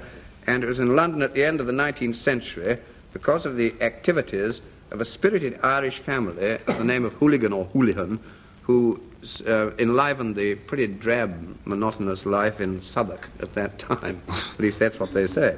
2 out of 4. It's nice to know. Denis Norden, Moonraker. Moonraker's a novel by Ian Fleming. Yep. I think The origin is something about a pond where some people saw the reflection of the moon in the pond and they tried to scoop it up. Yes. Wise men of Gotham. The wise men of Gotham. I think Nancy is misleading you, but because the first part... First part is absolutely right, Dennis. Sorry? Yes. Mm-hmm. I think I'd it's like to some know... rural difference that took place somewhere. That's right. Which county? I'm not going to put my neck out by saying any county then proving to be wrong. Because obviously, it's a term of They make abuse. some very good hams there, too. Do they? Do you say it, Jack? You can take the All right, well, the 2 out of hand back. 4. Dennis's explanation of the story is quite right. It was supposed to have been in Wiltshire because some Wiltshire rustics saw the reflection of the moon in a pond and did try to rake it out. And so a moonraker is, impolitely, a native of Wiltshire. In Wiltshire, they have a quite different story, that the men were raking a pond for kegs of smuggled brandy, and they put off the revenue officer who was there by pretending to be mad and to be raking up the moon. 2 out of 4. Nancy Spain, namby-pamby. But it means a milksop or muff. Yes? And originates how? Well, it was one of these rhyming things. No, it's a... It's the sound, Yes, surely. it is, indeed, yes. Namby-pamby. It's a kind of a petulant wailing sound. It's onomatopoeic. That's what it is. Yes. It has no origination. You just... Like man was beginning of- casting for a word at one time, so you're just namby-pamby. He did do it that way, but it had no origin. Well, I think 2 out of 4. It means insipidly pretty or wishy-washy or feeble, sloppy. But it was copied from the name of a chap called Ambrose Phillips, who was a poet, and a dramatist called Harry Carey had read Phillips's verses addressed to the children of his noble patron, Lord Carteret, and he thought they were so silly and childish and stupid that he coined this word namby-pamby, which he thought summed up what he felt about the verses. Frank Muir, knickerbockers. Well, they're knickers with bockers on there. Roughly, yes. Yes, to define a little more closely. Knickerbockers, they're long, aren't they? And they're tucked into the socks. Yes. Knickerbockers. Top end of the socks or bottom? There's no bottom end of the sock. It's got a toe container at the other end. Impossible to tuck. They're tucked into the top of the socks. Yes. All right. And how does it originate? Knickerbocker. It's vaguely New York. Yes. New Yorkian, isn't it? The Knickerbocker building and Cholly Knickerbocker, Knickerbocker Glory. That's a very loud pair of knickerbockers. It's Edwardian New York. Earlier than that. Dutch. Dutch. My lady friend here has written Dutch. I think When it was New Amsterdam, that's they it. all dashed round in knickerbockers. You're sort of creeping up, and I think I'll give you 3.5 out of 4 now. These are loose-fitting breeches gathered in below the knee. When abbreviated from knickerbocker to knicker, or knickers, it's a little different, though they were still used to be gathered in somewhere, I believe. And they were originally named from a book written by Washington Irving, who pretended to be a chap called Knickerbocker, who wrote Knickerbocker's History of New York. And all the illustrations showed tough characters wearing very loose knee breeches. But Frank's quite right in saying that in the singular, a Knickerbocker is a New Yorker of original Dutch descent. So I think he deserves his 3.5 marks. Next round is a quickie. I want to know who wrote the following famous books. 1 mark each time, if you get it. Dilys Powell, The Mill on the Floss. George Eliot. Yes, a mark. Denis Norden, The Call of the Wild. Jack London. Yes. Nancy Spain, Old St. Paul's. Harrison Ainsworth. Quite right. 1 mark. And Frank Muir, Jude the Obscure. William...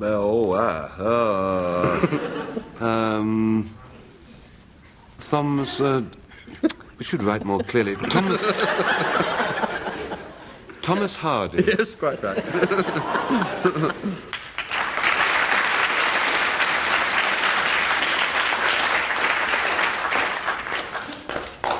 And then the next round is the who, where, why, and what department. 2 marks each time. Dilys Powell, where was John Gilpin going when he set out on the famous ride which was immortalized in Cooper's poem? The Bell. Yes. And where was that? In London. All right. The pub that he was riding towards was the Bell, but it was at Edmonton, a bit outside London in those days. Suburb. Tomorrow is our wedding day, and we will then repair unto the Bell at Edmonton, all in a chaise and pair. That's what his wife told him, but he had to ride on a horse. Denis Norden, what did the owl and the pussycat dine on, and how did they eat it? They ate it with a runcible spoon. Yes? They dined on him, didn't they? Yeah. They dined on... Yes, they dined on mince and slices of quince Which they ate? with a runcible spoon. Quite right. The owl and the pussycat dined on mince and slices of quince, which they ate with a runcible spoon, and hand in hand on the edge of the sand, they danced by the light of the moon. The moon, That's it. Edward Lear, 2 marks. Nancy Spain, I doubt it, said the carpenter, and shed a bitter tear. What did he doubt that caused him to weep? 7 maids with 7 mops could sweep it for half a year. Yes? Do you suppose, the walrus said, that they could sweep it clear? I doubt it, said the carpenter, and shed a bitter tear. What were they sweeping? The Strand. Yes. The walrus and the carpenter were walking hand in hand. They wept like anything to see such Yes, this is the bit I of want. sand. Yes, that's Yes. it. That's it. They didn't like the amount of sand they found on the beach. No. And that was why they shed a bitter tear, and they doubted if 7 maids with 7 mops could sweep it all away. That right? 2 marks. Lewis Carroll through the looking glass. Frank Muir, who admitted that he was possessed of very little brain and that long words bothered him? Denis? Sneak. Yes. No. Who? Very little brain. I am of very little brain, and long words bother me. You're of very little brain. Was it a George? No, it wasn't a George. It's Winnie the Pooh. Samuel Coleridge. Oh. Winnie the Pooh, or just plain Pooh, who said, I am a bear of very little brain and long words bother me, in A.A. Milne's Winnie the Pooh. No marks. And now we come to the last round, and go back to those quotations I gave the two teams earlier on in the programme. For 2 marks, Dilys Powell, can you give me the origin of your quotation, Oh, what a beautiful morning? It's the first line of the first song in Oklahoma. By? Rodgers and Hammerstein. Quite right. 2 marks. Rodgers and Hammerstein's song out of Oklahoma. Now, Nancy Spain, the origin of your quotation, which was, Roll on, thou deep and dark blue ocean. Well, it's by Lord Byron. Yes? I like the stage direction, which comes after it in brackets. It rolls on. The name poem? Well, it's always Charlie Harold. Yes. And it goes, Roll on, thou deep and dark blue ocean, roll, 10,000 fleets sweep over thee in vain. 2 marks. And now I'm going to ask Frank and Denis to give me their explanations of how these quotations came into being, and on this occasion the marks will go to whichever incredible explanation receives the longer or louder amount of applause from the audience here in the studio. So back to Frank Muir and his quotation, Oh, what a beautiful morning. It was a hot day on the beach at Broadstairs. I was lying stretched out on the sand, 6'5" of me, my toes pointing towards the dappled water, my head pointed towards the glinting white cliffs. I should have been happy, but I wasn't. I was only 12 years old. And when you're 12 years old and you're 6'5" tall, problems arise. I was rather a shy lad, and I was in love. I'd been in love before. I'd been deeply in love before, many times. That morning. But I suddenly saw the girl who was made for me. She was sitting on top of the steps leading from the beach, in a cotton dress, with a wet bathing costume flung carelessly round her shoulders, and she was cleaning tar from the sole of her foot with the used stick of a toffee apple. I made inquiries about her. I found her name was Mabel Leatherbarrow. She was known as Nobby. Nobby, I didn't dare speak to. How could I? 6'5" in length, and almost no width at all. I was too embarrassed to speak to anybody. I'd never spoken to a girl in my life. And when anybody spoke to me, curious things happened. My hands went very large and heavy and red, and I could feel them terribly heavy at the end of my very long arms. And my ears used to go very hot. So what I used to do when anybody spoke to me was I used to wind my right leg around my left leg. I could get it round about 1 3/4 turns, and then flail around a bit with these huge hot hands in order to keep my balance, and hope the people would go away. So I obviously couldn't tackle Mabel Leatherbarrow with my love. Then my mother said to me, "You better get cleaned up because we're going to a wedding. Do you know the Leatherbarrows? Only the brother's getting married this afternoon." Immediately I thought, this is the chance. Perhaps I should be near my beloved. 2 hours I spent on my toilette. I washed my neck very carefully with lots of soap, so much so that it damped the collar of my jacket. And I polished my shoes on the dog's ear, and away we went to church, and I sat next to Mabel. Oh, it was wonderful. I didn't dare even look at her. But then I had an inspiration. I felt in my pocket, and I had a bit of stick jaw. Do you remember that black treacle stick jaw, which I was saving in case there was a sermon? And I passed it to Mabel, and for one blissful moment our fingers touched. It was more than a moment, actually, because the stuff was rather sticky. But it was rather hot in the pocket. And her eyes smiled thanks at me. And I was in love. My heart shattered like a snowball through a car rear window. And I was in love. And I came away, and I went back to my room, and I wondered how I could tell Mabel, and I realized that I was far too shy to speak. So I put it down on paper. I wrote her a poem. I got in brown ink, which I was affecting at the time, and I wrote her the poem, and the following morning I waited outside her house, and as she came out, I stopped her, and I thrust the poem, mute, I thrust the poem in her hand. My right leg curled round my left. My huge hands went red and dangled, and made my arms ache with their weight. And my ears burned so much I could feel my solidified brilliantine melting down my neck and running into the salt cellars of my shoulder. And she read the poem, and I remember every word of the poem. I'd written, "Oh, what a pew I sat in with you when your elder brother Harry and the girl from the ironmonger's did marry. But in that pew my heart did pound and pound, for everlasting love at last I'd found. Return my passion dear, or heed my warning, till I do die, my heart will wear full mourning."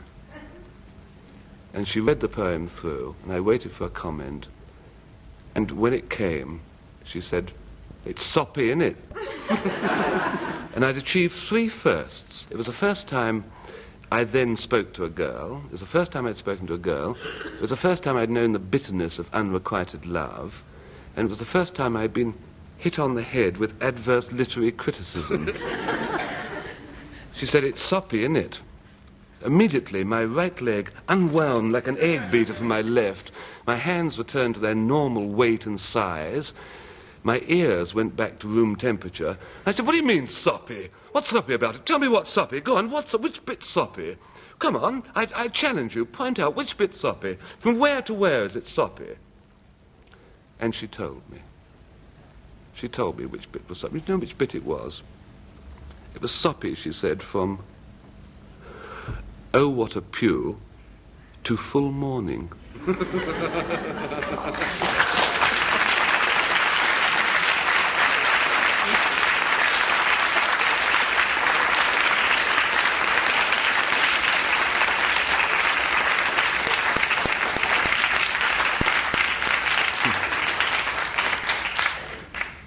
Well, I've been watching Frank's ears throughout that story. I'm happy to announce he's completely conquered his disability.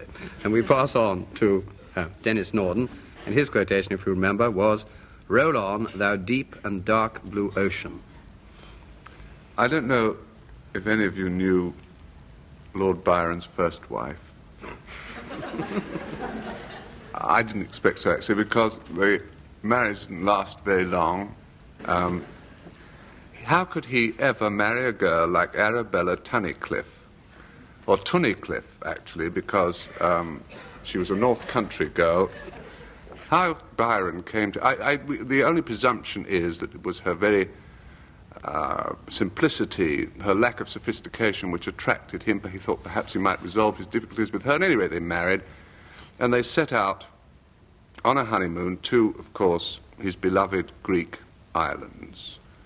It didn't go very well on the boat. It started off badly. For one thing, she liked deck games. And that wasn't Byron. He much preferred being below and knocking out another couple of stanzas of Childe Harold, but she wouldn't have it. She kept saying, "Come upstairs, Byrie." Now, I mean, Byrie. He had 3 Christian names, this chap, but she called him Byrie. She said, "Come up." He said, you can make up your recitations up here." It was at moments like this that he had this feeling which psychiatrists have never been able to define, but which can be roughly translated as, "What am I doing here with this slob?" I think the first real moment of truth came when Greece was sighted. Remember, the mountains look down on Marathon, and Marathon looks at the sea. He called to her and he said, "Gaze ahead, my dear. You see those mountains with the white on top? That's Greece." She said, "Well, it..."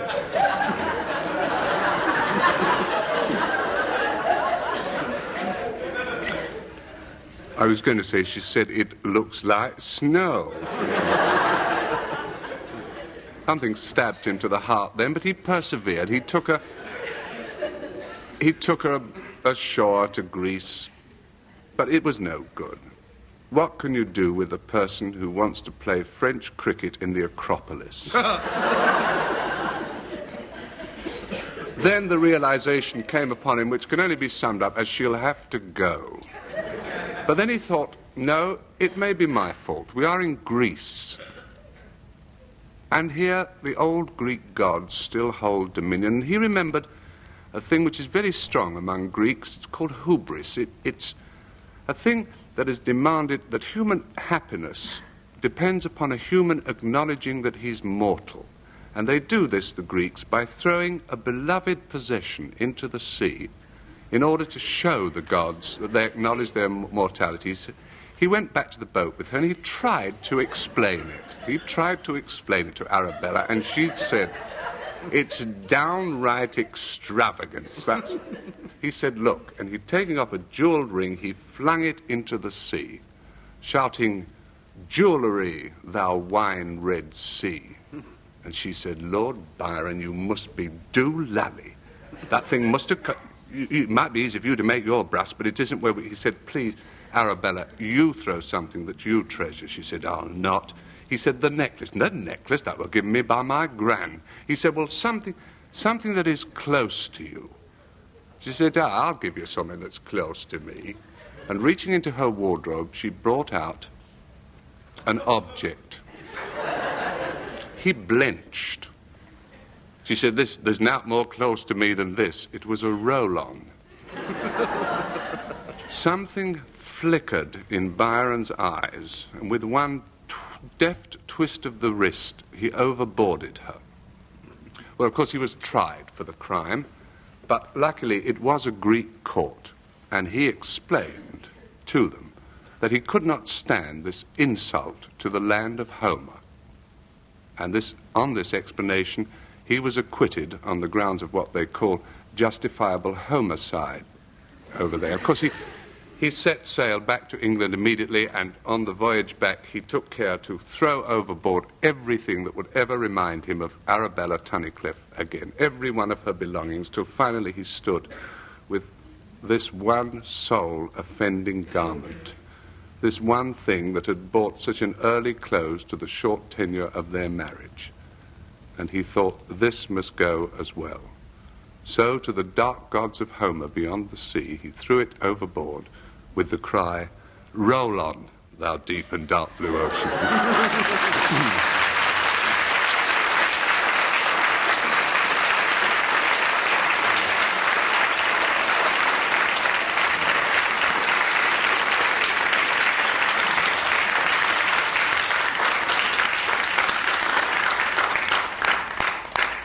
Well, I think by your vote, Denis Norden's story wins, and that brings us to a final score in which both teams tie, which is pretty rare, and it also brings to an end this edition of My Word.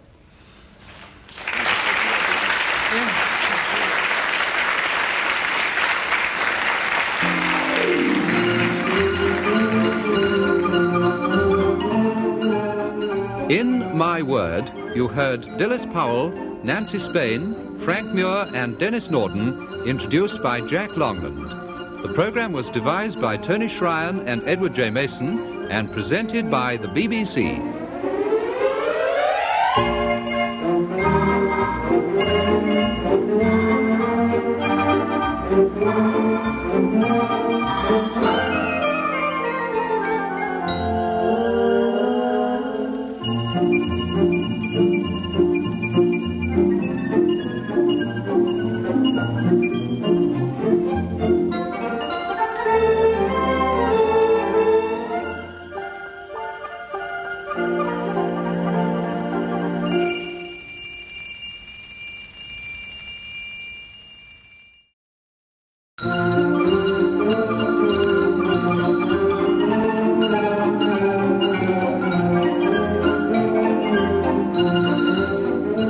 the BBC presents My Word.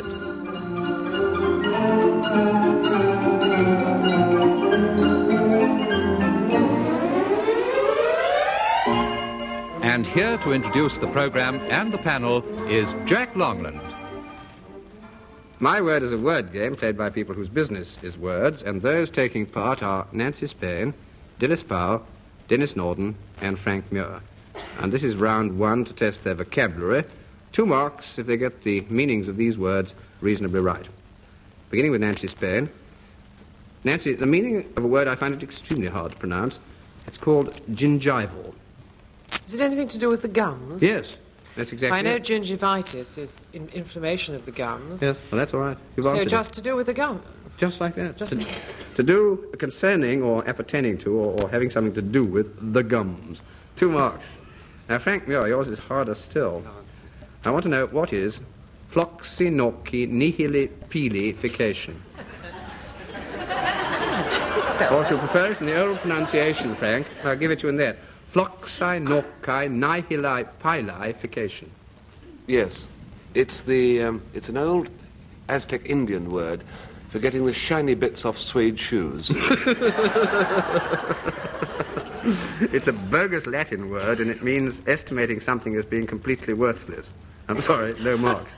Can't expect me to know bogus Latin. Don't even know Latin. And now yours, Dilys Powell. The meaning of the word mead, M-double-E-D, mead. Mead. Desert's worth. Yes, that's right. Reward, merited portion of praise or something like it. Poetic word, 2 marks. Denis Norden, what is hymnody? H-Y-M-N-O-D-Y. Hymnody. H-Y-M, him, and then noddy. Hymn noddy, yes, it's a sacred tune written by Enid Blyton.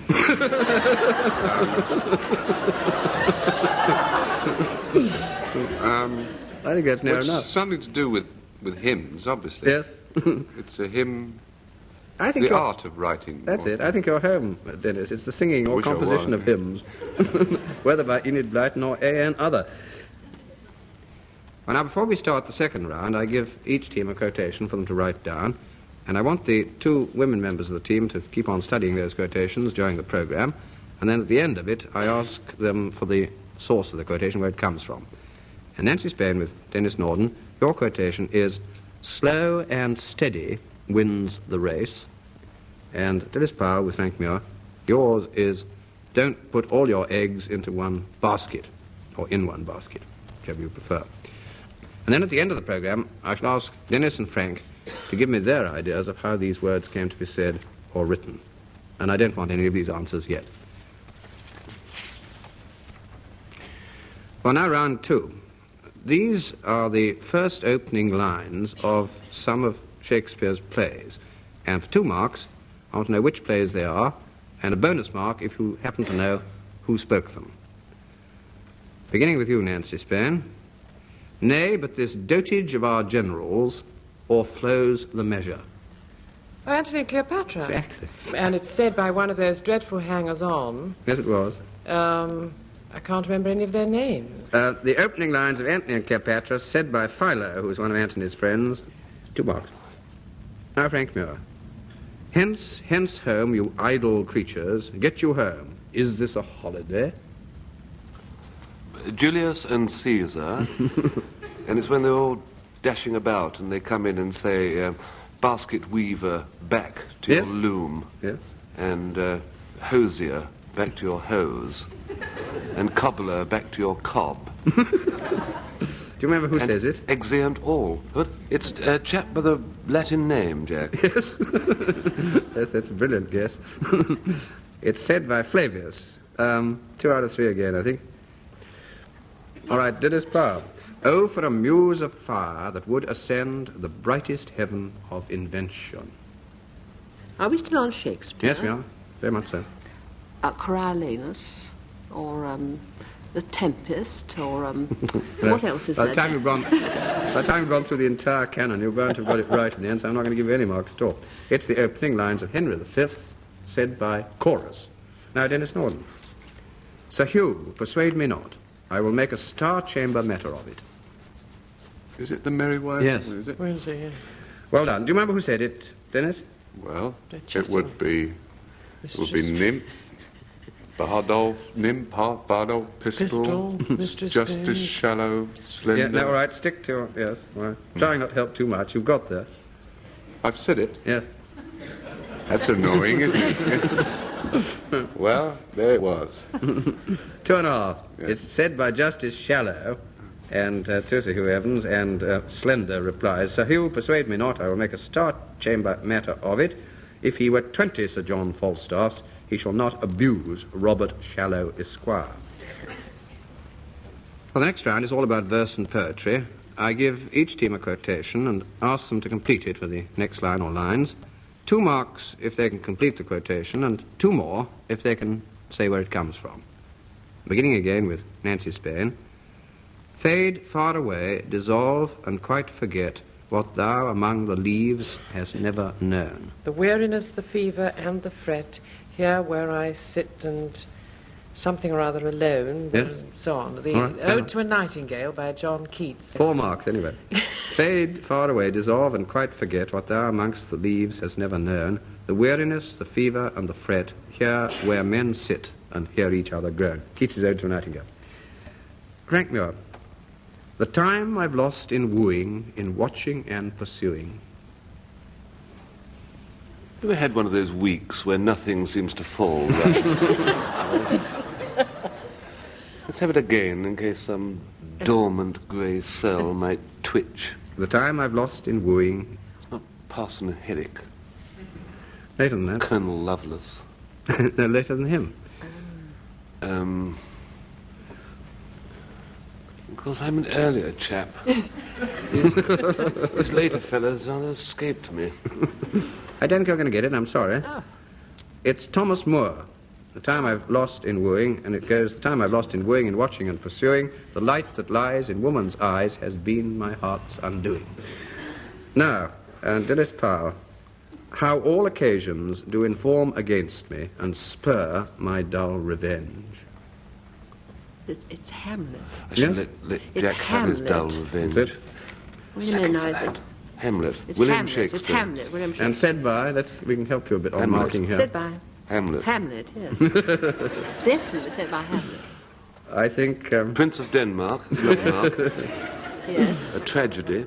I think 2.5 marks would be not unfair here. It is Shakespeare's Hamlet and said by Hamlet himself, how all occasions do inform against me and spur my dull revenge. What is a man, if his chief good and market of his time be but to sleep and feed, a beast no more? Denis Norden, he cast off his friends as a huntsman his pack, for he knew when he pleased he could whistle them back. Goldsmith. Goldsmith. Yes? Oliver Goldsmith. And speaking of whom? The village school. No, That's here- the only thing we know him speaking of. It's Oliver Goldsmith, a poem called The Retaliation, and he's speaking of David Garrick. He cast off his friends as a huntsman his pack, for he knew when he pleased he could whistle them back. Of praise a mere glutton, he swallowed what came, and the puff of a dunce he mistook it for fame. 2 out of 4. Well, the next round is origins and derivations, and these are, I think, pretty familiar phrases, and a maximum of 3 marks for the best answer for the origin of the expression. I'm not going to ask you for the present-day meaning, because that in each of these cases is pretty simple. Nancy Spain, the origin of this expression, slough of despond or of despond, whichever you prefer. I think the first time it was mentioned, Jack, was in the Pilgrim's Progress. Yes? When that dreary fellow and his friend, Christian, went down into the Slough of Despond and stayed there miserably stuck in the mud for days, unable to get out to Vanity Fair or any of those other jolly places along the route. I think 2 marks is all right. Slough of despond or despond means the depths of gloom, and it's in Bunyan's Pilgrim's Progress, and it was a deep bog that Christian had to get over on his way to the wicket gate. He got through with some help, but neighbour Pliable turned back at that point. 2, I think, out of 3. Frank Muir, the origin of, and I emphasise that, the word belfry. Belfry. It means a thing with bells in it. Nowadays, yes. A tall thing. And originally.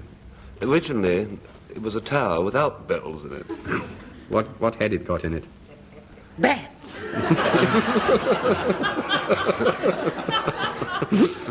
It might have done, but only accidentally. Chaps. Yes, chaps. What were they doing? Oh, well, the chaps climbed up inside it and jumped over the battlements. That's it. To the astonishment and chagrin of the defenders, ill-prepared though they were. They thought they were going to get lead kindly light on the bells instead of that armed chaps. That's it. Leapt aboard. You get your 3 marks, Frank. Well done. Belfry, now being a bell tower, originally was not a bell tower at all. It comes from a French word, berfroid, which simply means a watchtower. It has nothing to do with bells. And this is the sort of thing you rolled up against castle battlements or walls, and all sorts of horrid armed men inside it, who, as Frank quite rightly said, having been concealed up at that point, then jumped over your wall and sacked your castle. Dilys Powell, your word is barracking. Barracking. Barracking. It's one of those words in a game which I don't really favour called cricket. Yes? Must have come from Australia. Yes, it did. And it meant what? Well, it means being rather rough to the player, shouting at him. Play up, you dirty mug sport. Yes. Take him off. Yes. Nowadays, hurling abuse at performers, whether they're performers in cricket or on the stage for that matter, and it appears to have started in Australia and was coined there as a word at the end of the 19th century and then brought into this country when the first Australian test teams came over. And yours, Denis Norden, your word is catchpole, which can be C-A-T-C-H-P-O-L-E or P-O-L-L, catchpole. I'm not even sure what it means. It's a kind of bailiff or something. Yes, but originally? Because they used to have the poll tax, which was a head tax. Then there's a rod, pole, or perch. So they then had the percher's tax.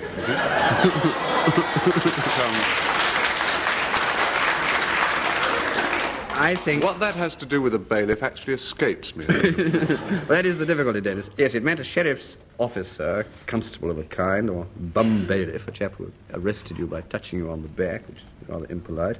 But originally catchpole had nothing to do with the law, nothing to do with a pole, and it didn't mean pole in the sense of head.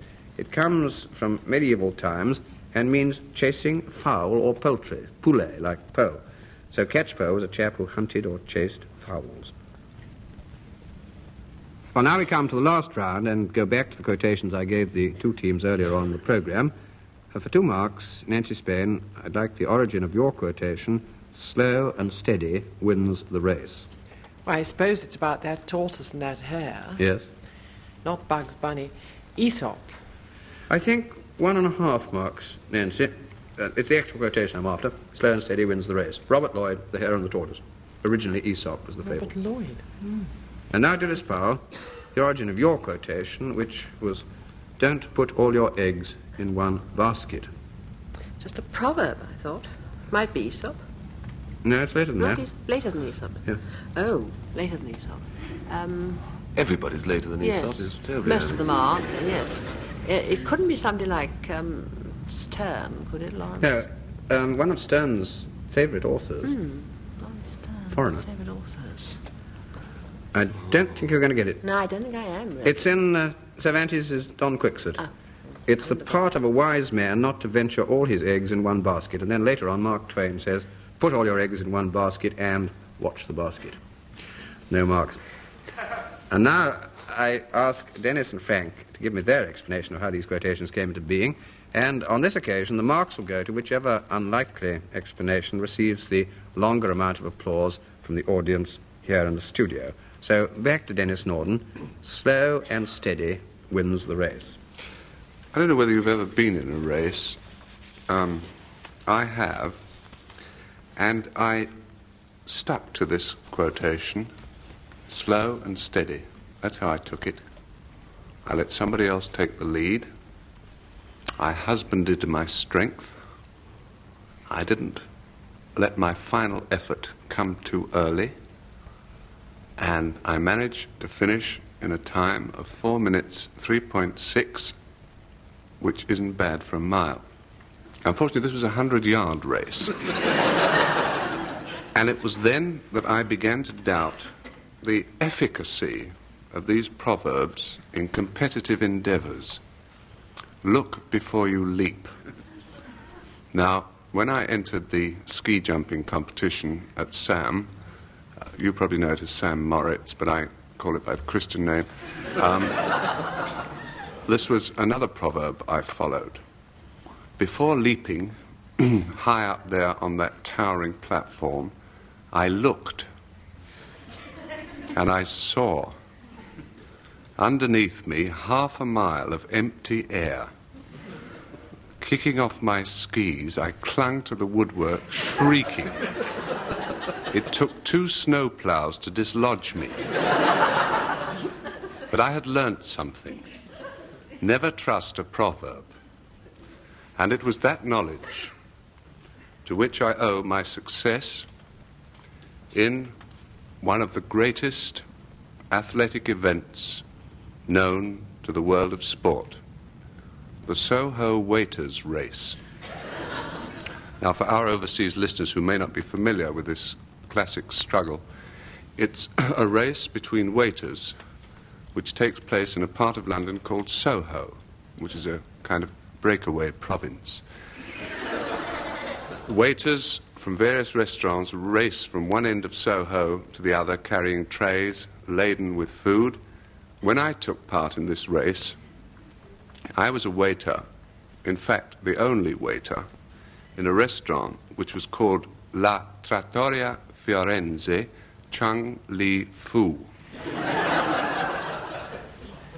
It was an unsuccessful restaurant,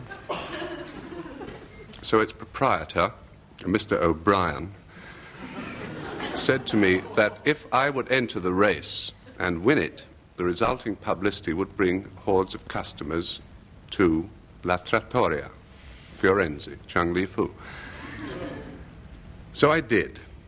But with the knowledge, with the experience I had gained, I didn't trust slow and steady wins the race. I trusted to something better. I am not a very great athlete. I haven't the build, but bountiful nature has endowed me with something which is perhaps more valuable, and that is a very sincere, natural dishonesty. So I used guile. I called certain trusted friends and gave them certain instructions. On the morning of the race, they stationed themselves at strategic points along the route. The gun went. I went off in my evening dress, carrying a tray on which was one bowl of lasagna verde and another bowl of crispy noodles, and ran. Not ran, plodded, just plodded sturdily along and let things take their course. The fast runners, the fast waiters, soon got to the front. But whenever they approached one of these friends whom I had stationed along the course, this friend would shout, "Waiter, can I have my bill, please?" And from sheer habit, the waiter would veer off in another direction. So by the end of the race, I had won. And sure enough, the Trattoria profited by it. Customers came today. It's a very flourishing concern. That is the moral. If you're at all interested in racing, don't be fooled by proverbs. All I needed to win that race was a certain amount of guile and sufficient strength to finish. It's sly and sturdy wins the race.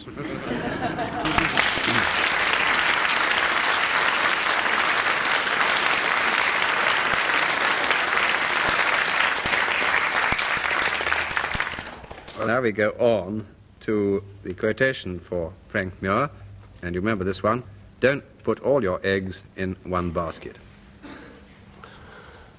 Lots of people, probably you among them, wonder why, when I joined the Royal Air Force in 1939 as an aircraftsman, I didn't finish as an Air Vice Marshal.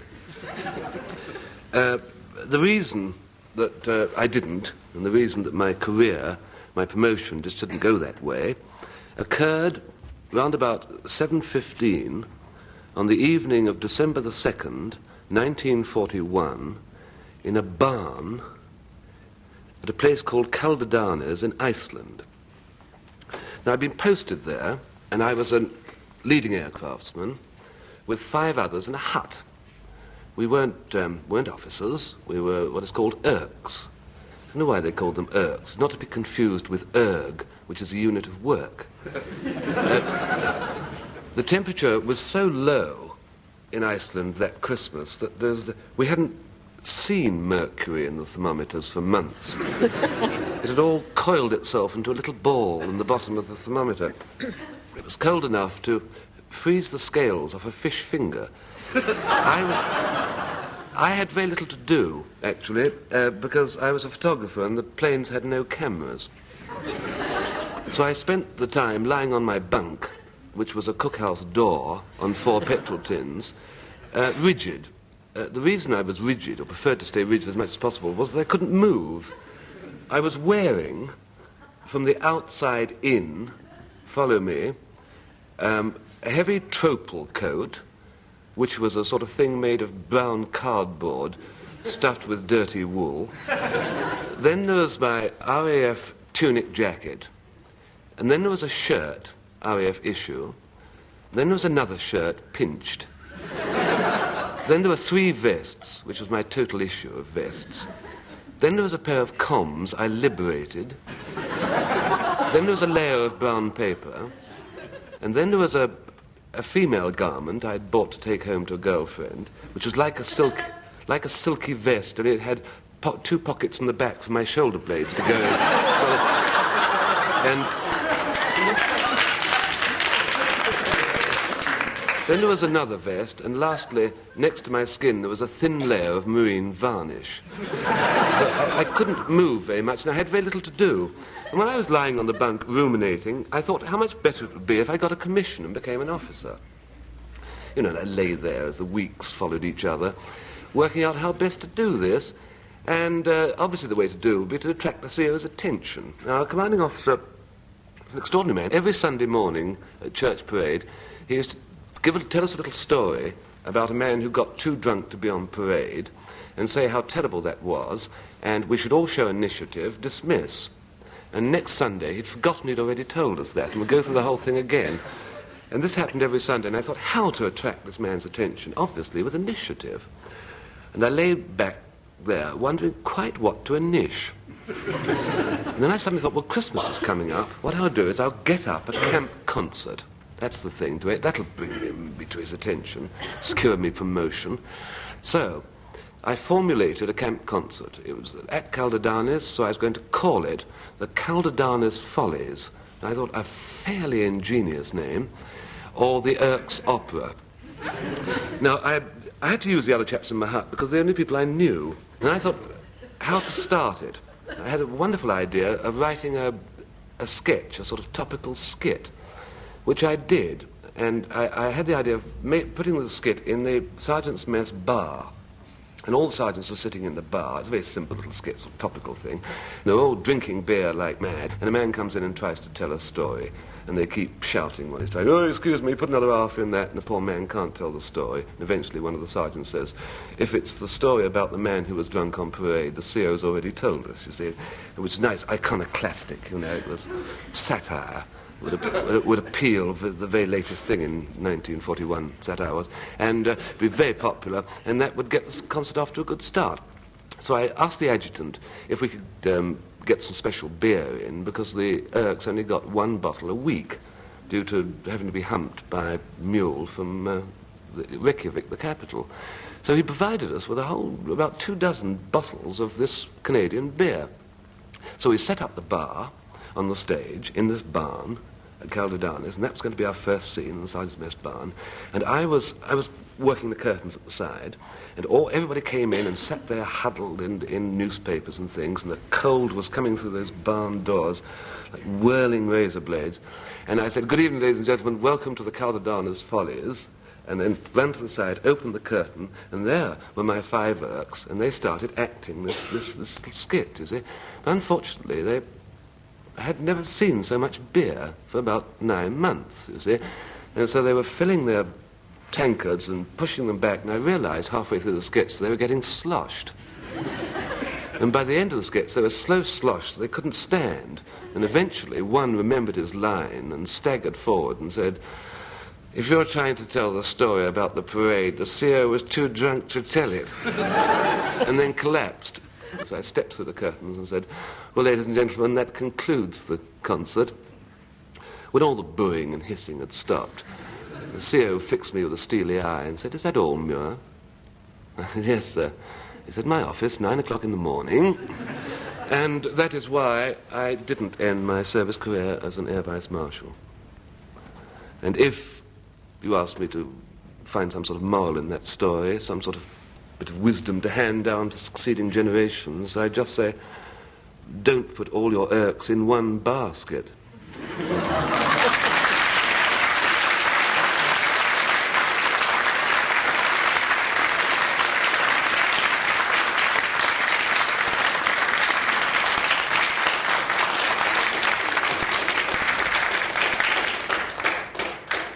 Well, I think by your vote, Frank Muir's story just wins. It's a terrible libel on the RAF, but I expect we'll get by that one.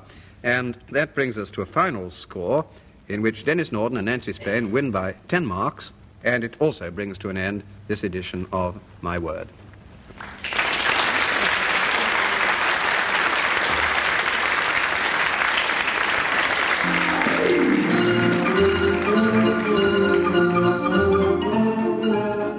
In My Word, you heard Dilys Powell, Nancy Spain, Frank Muir and Denis Norden, introduced by Jack Longland.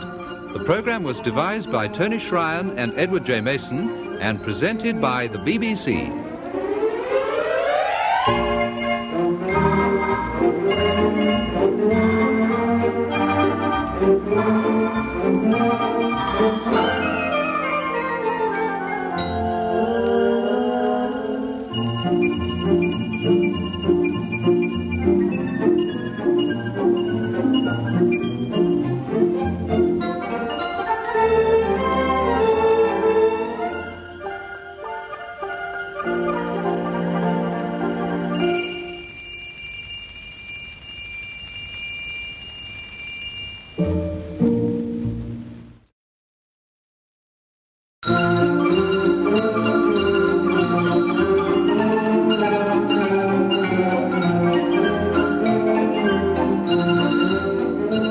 The BBC presents My Word.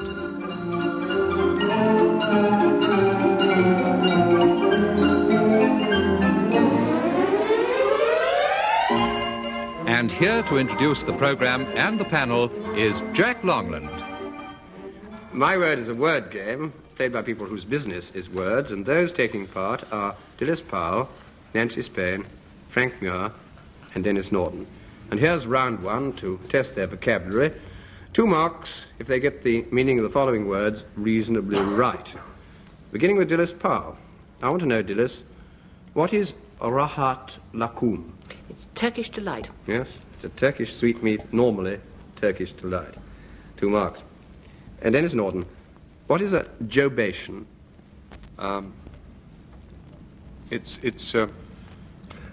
It could be a corruption of a jaw bashing. It's a long, sort of dull dissertation. Yes. When we give you an answer which is wrong, we then get a jobation on the right answer. From me? Yes. Yes, quite right. Absolutely right. It's a reprimand, lengthy and tedious and going on, as Denis says, for a long time. And it can be, and he's quite right, it can be jawbation rather than jobation. And it probably comes from those rather intolerable characters, Job's comforters in the book of Job, who pretended they were comforting, but always, in fact, made things worse than they were before. 2 marks. Nancy Spain, what is a Fleming? A Fleming? Hmm. It's an Arctic rat. That's a lemming. It's an author. That's a Fleming. A Fleming? It's a bond raiser. Oh, it's somebody who comes from, you know, the Low Countries. Yes. Which particular one? Holland. Well, Belgium. Yes, all right, Yes. put them both together. Well, in between, you know. All right, yes, well, exactly what it is. It's a native of Flanders. Frank Muir, what is hokey pokey? Hokey pokey. It's a sort of hanky-panky on ice.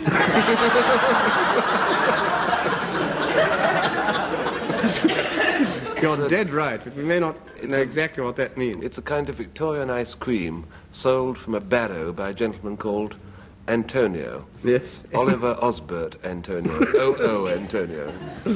You're quite right, Frank. It's a cheap form of ice cream which used to be sold in the street. And hokey pokey is much the same as hocus pocus, which means a trick or a deception, juggler's incantation, and so on. 2 marks. Well, before we start round 2, I'm going to give each team a quotation, and they can write it down if they want to. And I want the 2 women members of the team to go on studying those quotations, and at the end of the programme I shall ask them where they come from, not the women, but the quotations. Dilys Powell and Frank Muir, your quotation is this one: I will return. And Nancy Spain with Denis Norden, yours is, should old acquaintance be forgot. And then at the end of the programme I shall ask Frank and Denis to give me their idea of how these words came to be said or to be written, and I don't want any of the answers yet. And so we go on to round 2.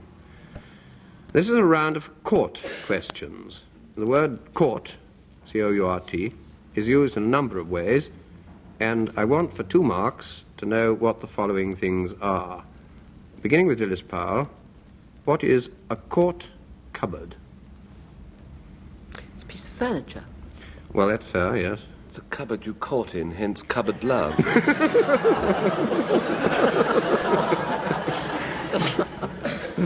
Cupboard love, which isn't very appropriate. Drink. 2 marks. It's a movable cupboard or buffet to hold flagons, cans, cups, beakers, and so on. A sort of medieval cocktail cabinet. And you'll find it in Romeo and Juliet, if you care to look for it, in Act 1, Scene 5. Denis Norden. Court plaster. Oh, well, if you've ever put one of those, I mustn't mention the brand, but that kind of sticky plaster on your chest, when you take it off, you find it's caught on the It's absolutely agonizing to get you scream. That is a caught plaster. Well, you're right, You no Denis. doubt have some different story and jobation to match. Denis, you're right about, I think, one of the modern meanings can be a sticking plaster, the old kind that wasn't elastic. But originally this was the plaster which the ladies at the court used to use to put patches on their face, which were supposed to be to make them more beautiful, but sometimes hid pimples and things like that. And they were cut into all sorts of different shapes and sizes, particularly when Queen Anne was not dead. 1 out of 2. Nancy Spain. The court of pie powder. Magpies? No, not that kind of pie. Well, it's obviously something like Cloud Cuckoo Land. Doesn't No, exist. this is very real. Well, you're kidding, Jack. I give in. No, Mark, sorry. It was a court of justice who formerly had at all fairs and markets and presided over by the steward of the lord of the manor, or the owner of tolls, which decided cases where there were disputes between buyers and sellers. In other words, it wasn't a sort of permanent court sitting. It only happened when there was a fair or a market. Nowadays, Petty Sessions does the same job. Not, I'm afraid. Frank Muir. The Court of Love. You get this in ballads. Yes. It's when a lady has 2 lovers, or vice versa. Yes. And this court of love decides, who's got priority. That's it. And about sort of what date, very roughly, Frank? About February the 8th. The 12th century. That'll do. A little later. Yes, that's about right. It was a judicial court for deciding affairs of the heart, and it was established, first of all, in southern France, in Provence, as Frank quite rightly says, during the days of the troubadours, in round about the 11th to 13th centuries. A lady who was listening to one admirer, squeezing the hand of another, and touching with her toe the foot of the third, and the court had to decide which of those favoured 3 was the sort of top chap. 2 marks. Well, the next round is origins and derivations, and 3 marks if you get the best possible answer. Dilys Powell, the origin of the phrase to out-Herod Herod. It's from Hamlet. It comes in Hamlet, yes. And it's in the Hamlet's speech to the players. Yes. When he's telling them to speak the speech trippingly on the tongue. Yes. And not to sort of split the groundlings or anything of that sort. Right. But the phrase was being used by Shakespeare in a metaphorical sense. And what was he referring to? Massacre the innocents. It means, in the quotation from Hamlet, which Dilys quite rightly mentioned, an actor who was not to talk and shout too loud to split the ears of the groundlings, it out-Herods Herod. But the point is that you are supposed not to outdo the infamous King Herod in your ranting and roaring, or probably in your wickedness as well. He did massacre the innocents, but in the medieval mystery plays, he was always on as a shouting, ranting, roaring character, and that's why Shakespeare, and through Hamlet, mentions him as the kind of player he didn't want his actors to be. All right, Denis Norden. Why do people whose surname is Clark usually get the nickname Nobby? Was an admiral. Yes, there was an Admiral Clark who was, frankly, knobby. It was And because had he a used to friend keep called he used to Big keep his telescope tucked inside his jacket. And that does make a man look, doesn't it? And he had a flag lieutenant called Big Ear. That's right, Nobby, and the flag lieutenant was called Big Eared.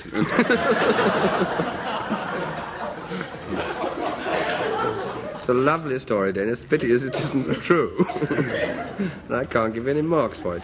Now, this began in the army, but the reason behind the nickname comes from further back still. Originally, clerks, black-coated workers, thought themselves pretty fair cut above the manual workers and dressed accordingly rather smartly. In other words, they looked like knobs or nobby, and so any clerk became Nobby Clark, and later on, anybody with the surname Clark in army parlance became Nobby as well. Nancy Spain, origin of the phrase italics.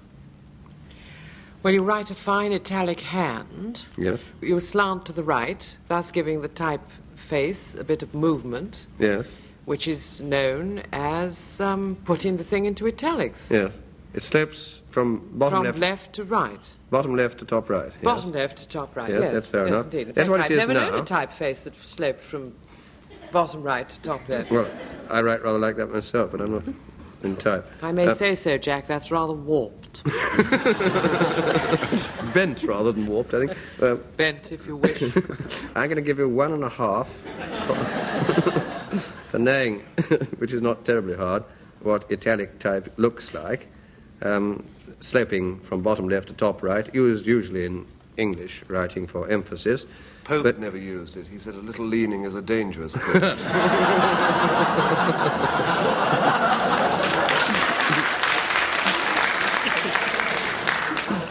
Oh dear.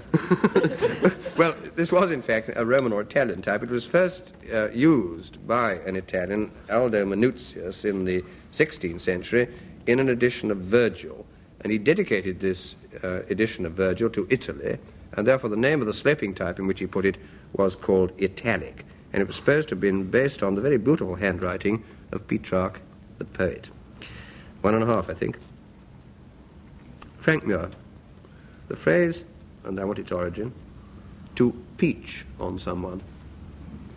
P-E-A-C-H. To peach on someone. Peach, it means to shop them, to grass on them. Yes? Your information is lodged against you, which you have to answer, open court. All right, I think that'll round Not about... in the court cupboard, no.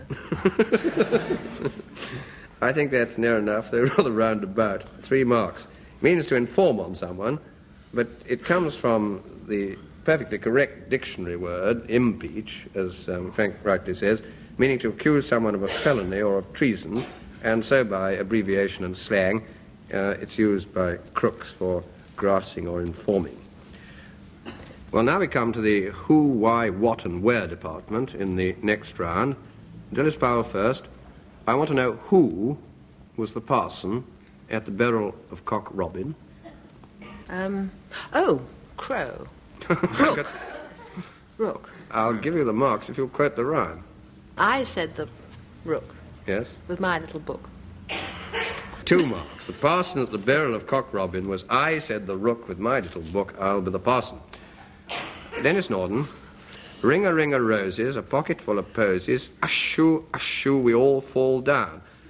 This children's nursery game was supposed to have originated at the time of a great national disaster. What was the disaster, and in what way in that rhyme was it linked with the disaster? Television. It's the Great Plague. Yes. They used to carry posies whenever there was a plague because of what they used to call the miasma. Yes. Miasma. Quite right. What else? Ring a roses, pocket full of posies. Ashu, ashu. Spots, you know. Is a sneeze. Yes. We all fall down. It's a terribly sick nursery rhyme, this actually. You're absolutely dead right, Dennis. You get 3 marks. It was, as you say, a rather sick, in every sense, nursery rhyme. Children sang this first at the time of the Great Plague in 1665, I think it was. The rose was the plague spot. The posies, as Dennis says, are the flowers you carry to fend off the terrible stench and to save yourself from the plague. Ashu was the sneeze, which was more or less the final stage. And all fall down doesn't need any explaining at all. All right, Nancy Spain. What poet wrote what poem about a naval action at Flores in the Azores, and who was the hero of it? Well, it depends, Jack. At Flores and Azores, Sir Richard Grenville lay. Yes. Tennyson wrote it. And about Sir Richard Grenville. About Sir Richard Grenville, it's called The Revenge. Quite right. 3 marks it is. Tennyson's The Revenge, Sir Richard Grenville, the hero, 3 marks. Frank Muir, this is more complicated. A certain poet wrote about a certain lady whom he obviously cared for, rather more than somewhat, because he wrote about her feet, her clothes, her voice, and he even said he'd like to kiss her leg because it was as white and hairless as an egg. Fain would I kiss her lovely leg, as white and hairless as an egg. It's the first time that a lady's limb has been lionized by a poet. It's the Reverend... It's the Reverend Herrick. Yes? Or Little by Little. I want the lady's name, too. We think Julia. You do think rightly, and you get your 3 marks.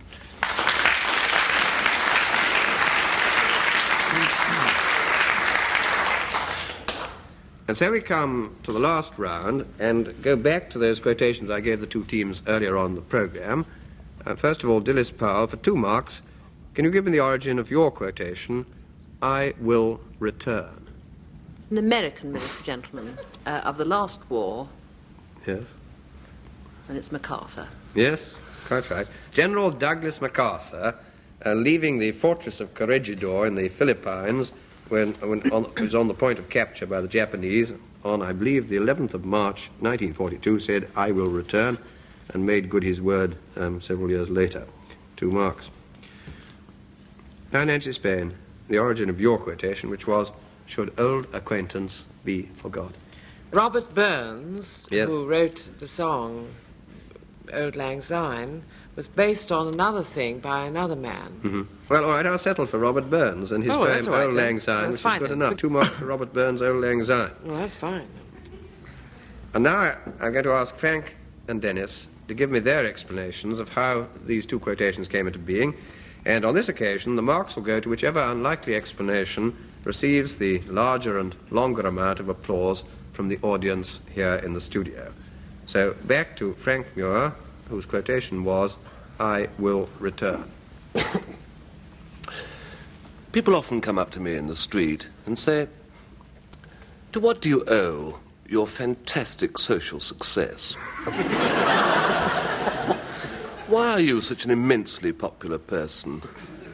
But you know, I wasn't always. Once I was like you. Shy and embarrassed, not very good with other people.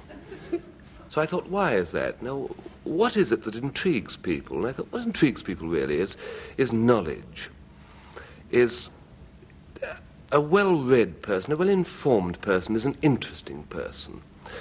And once I'd formulated this, I decided to act upon it. So at once I decided to learn about everything. So I shut myself up for 8 or 9 days and just learnt about the world and history. I didn't even sleep, except at night, and during the whole of that time I ate nothing but food, but at the end of it I knew almost everything about almost everything. You exhibit dubiety. This is quite true. I do. I know a tremendous amount. If you don't believe me, I'll give you an example of one of the things I learned and know. How many of you here know that there are 2,847 feathers on the average hen?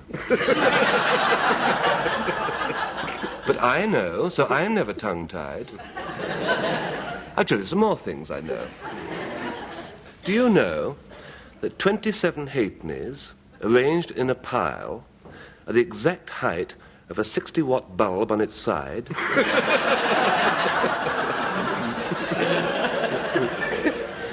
I'll tell you another thing.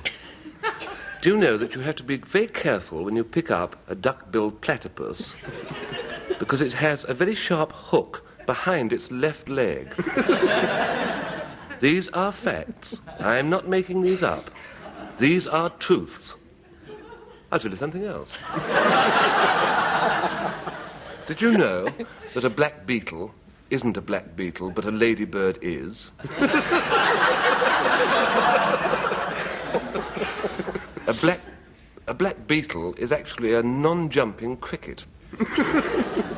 I'll tell you another thing. Did you know that in 1747, the novelist Henry Fielding's wife broke her nose falling out of a coach and four? I'll tell you something. Do you know that a goldfish hasn't got a nose? That it smells over the entire area of its skin? Do you know that in 1942, the state of Wyoming produced 1/8 of a pound of dried beans per head of the population? Ladies and gentlemen, these facts can be at your disposal. I have published them all in an encyclopedia, which I call the Encyclopedia of Rare Knowledge, ERN. Urn, I call it. Now, you buy Urn, purchase Urn, and in 7 days, you too can have a repartee like mine. So all you tongue-tied people here tonight and listening, don't be tongue-tied. Make a vow, now, that you will do this thing. Promise yourselves, not only yourselves like General MacArthur, the world, I will read Urn.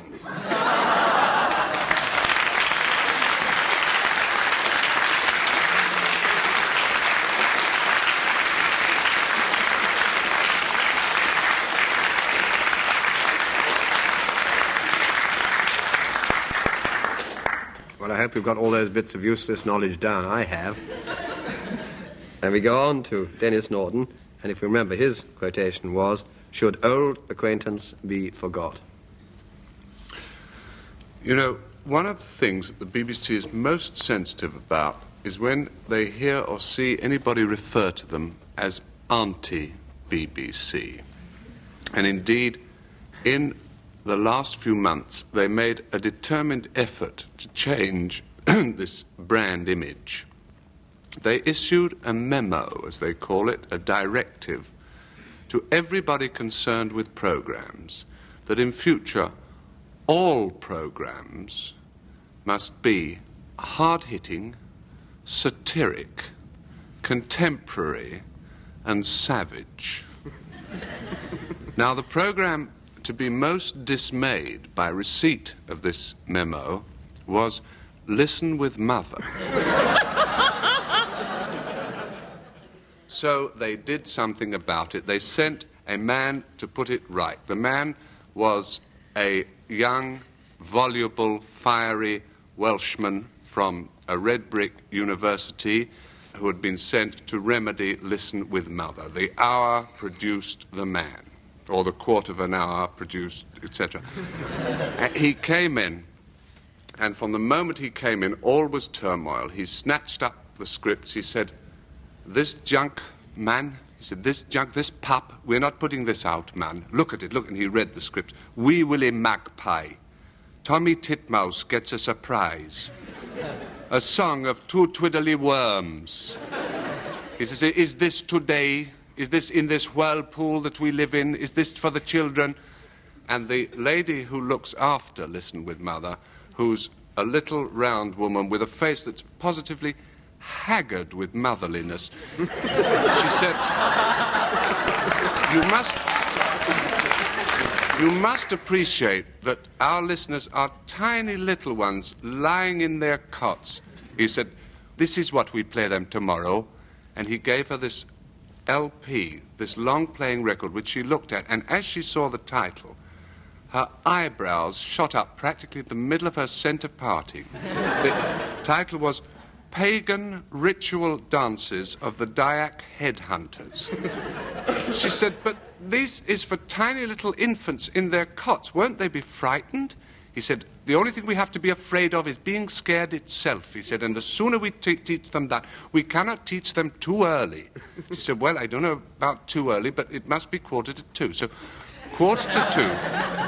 The next day, the voice came on, "Hello, are you sitting comfortably? Here is Daphne. She has a record for you. The old rain dance of the Dyak Headhunters." And then this came on.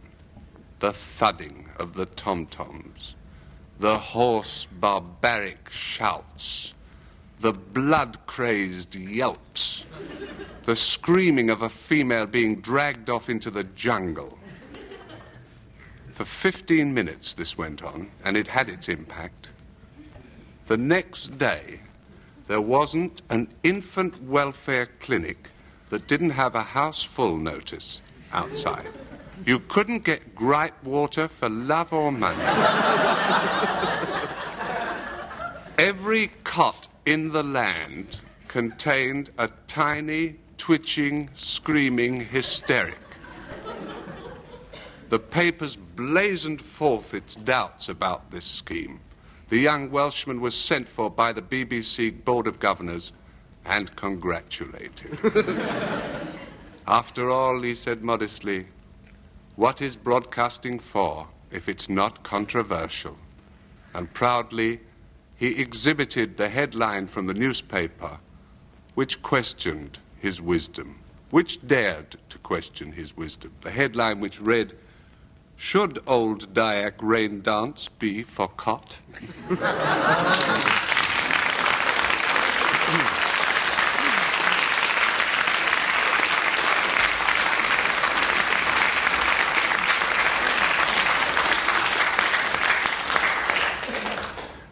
Oh dear, you make it so difficult. Two such different stories. I think I'm going to make that a tie. I think the amount of applause is about the same for both of them, so that's 1 mark each. And that brings us to a final score in which Dilys Powell and Frank Muir get home by 3 marks from Nancy Spain and Denis Norden, and it also brings to an end this edition of My Word.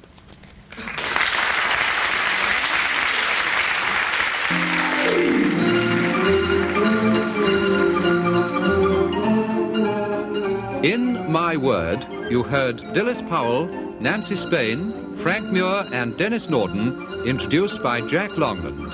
The program was devised by Tony Shryan and Edward J. Mason and presented by the BBC.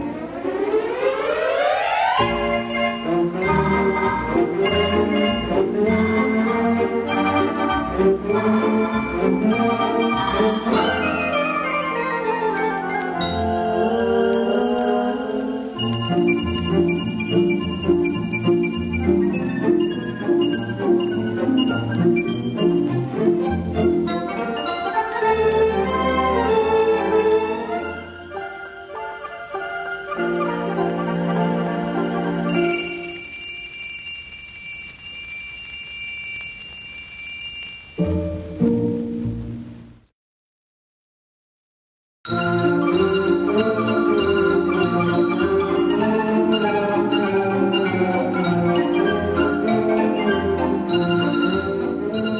BBC presents My Word.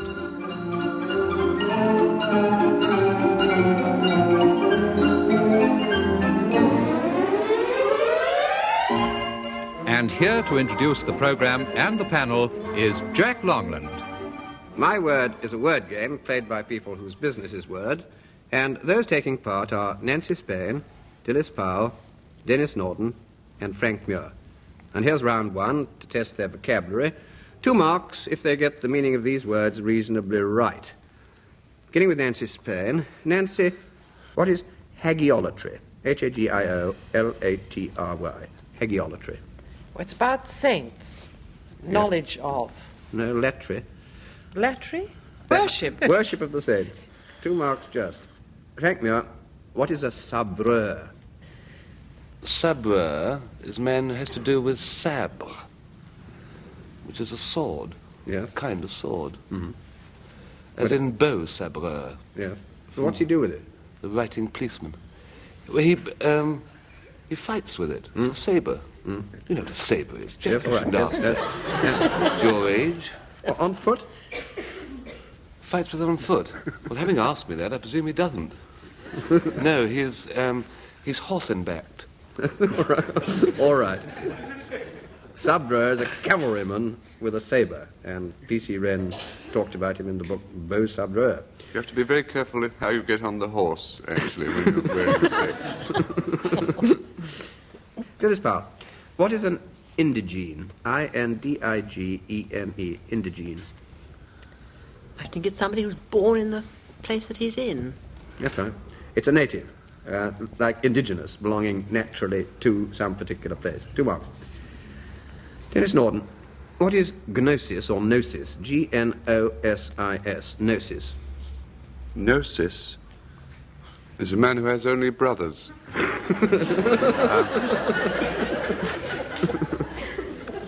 Gnosis are red, my love. Is it like dire? Eskimos rub them. Eskimos rub gnosis. Is it like dire gnosis Yes, and prog gnosis? all the same sort of thing, yes. I don't know. It diagnose knowledge. Yes. It's knowledge of a particular kind.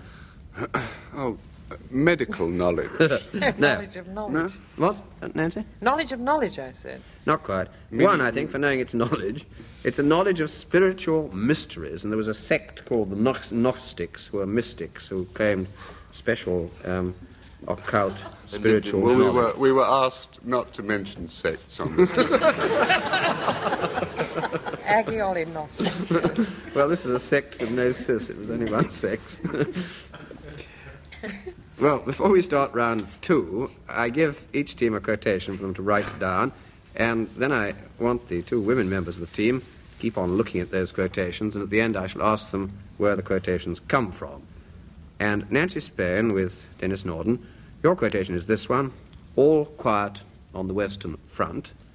And Dilys Powell with Frank Muir, yours is a little more than kin and less than kind. And then at the end of the programme, I asked Denis and Frank to give me their idea of how these words came to be said or written, and I don't want any of these answers yet. And so to the next round, which is verse and poetry. What I do is to give each member of each team a quotation and ask them to complete it, next line or 2. 2 marks if they can complete it, and 2 more if they can tell me what its source is, where it comes from. Nancy Spain, I wind about and in and out with here a blossom sailing. It's The Brook by Tennyson. Yes, And here and there a master trout. that's it, we're getting And there. here and there a grayling. Well done. I'm going to give you 4. It's not absolutely dead accurate, Oh, but he's it's Tennyson's The my pal, Brook. you know, yeah. I wind about and in and out with here a blossom sailing, and here and there a lusty trout, and here and there a grayling. Well done, Nancy. Frank Muir. They rowed her in across the rolling foam, the cruel, crawling foam, the cruel, hungry foam, to her grave beside the sea. and call the cattle home, and call the cattle home, and call the cattle home, and call the cattle home, and call the cattle home, and call the... Give me a nudge, the needle's... and call the cattle home across the sands of Dee. Fair enough. By whom? Charles Kingsley. Yes. She died, you see. Her granny sent her to call the cattle home, and the tide came in, and the mist came down, and her hair floated, and the fishermen rowed her in, and now they hear her call the cattle home, call the cattle home. all right. You've got the line now. Having wandered all the way around the poem, you've got the whole lot. All right. 4 marks. It's by Charles Kingsley. Charles Kingsley's Sands of Dee. That's it.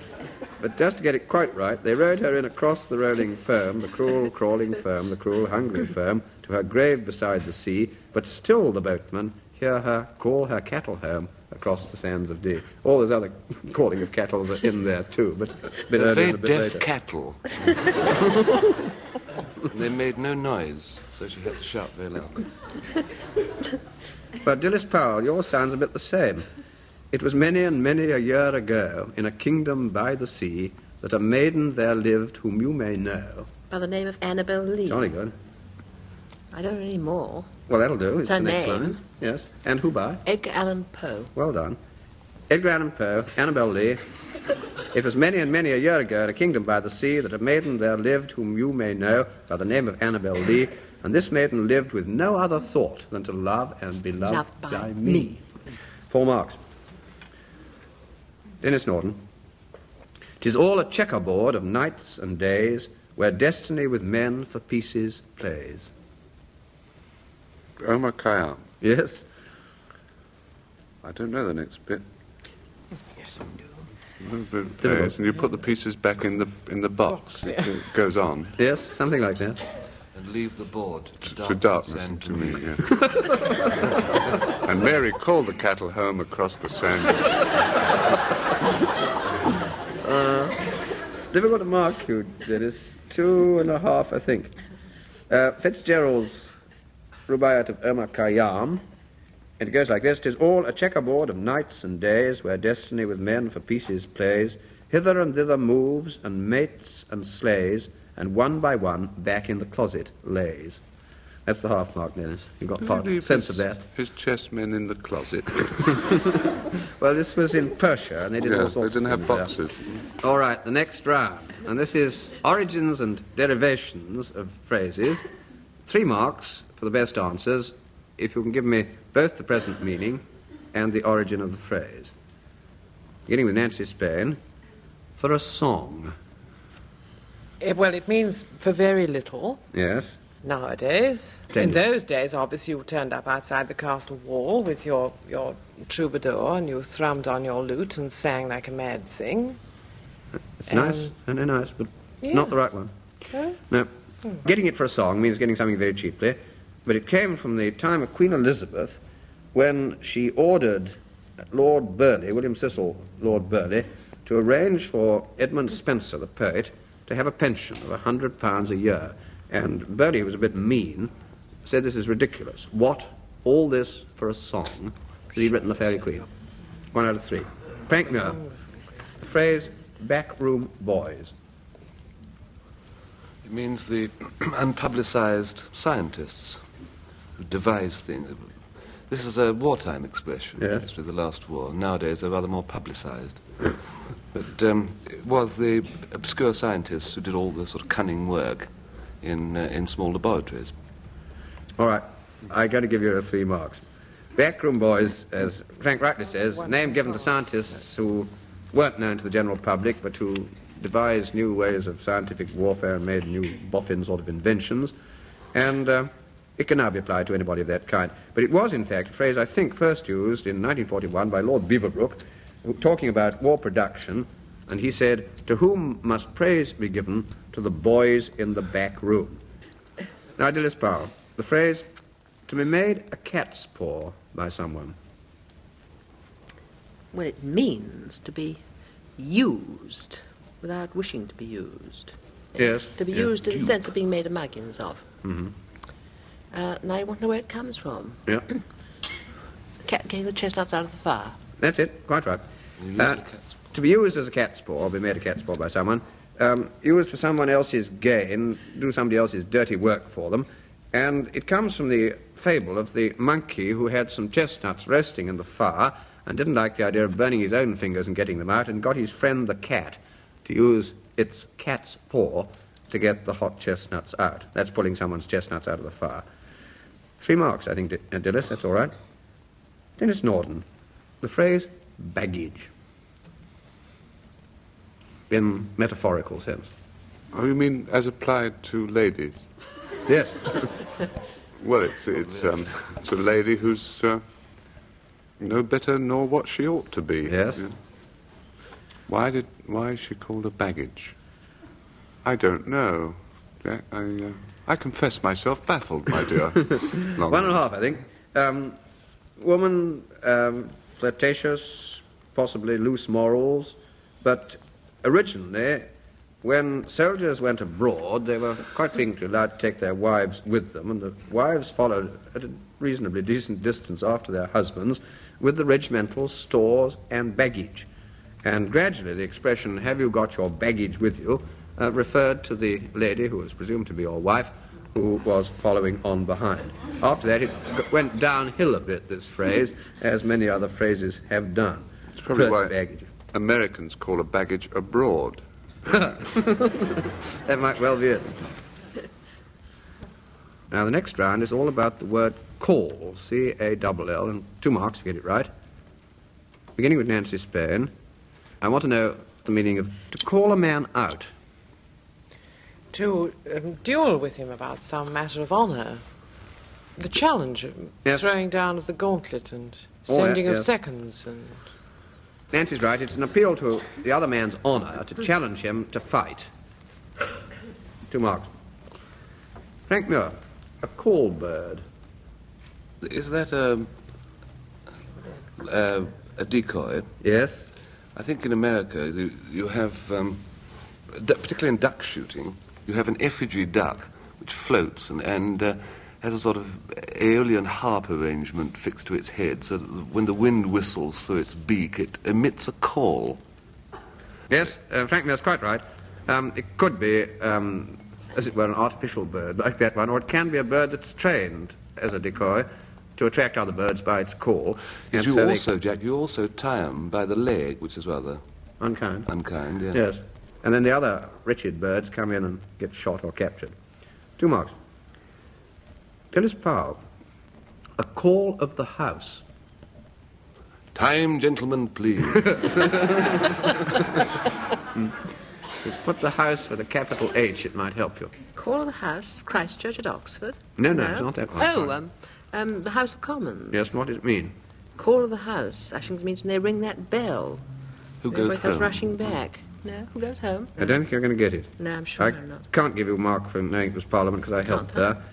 It's a special summons or bidding sent to every member of Parliament to attend when the feeling of the whole House is required on a subject of special national importance. In other words, it's different from a 3 or 4 line whip, which simply applies to the members of one particular party. No marks, I'm afraid.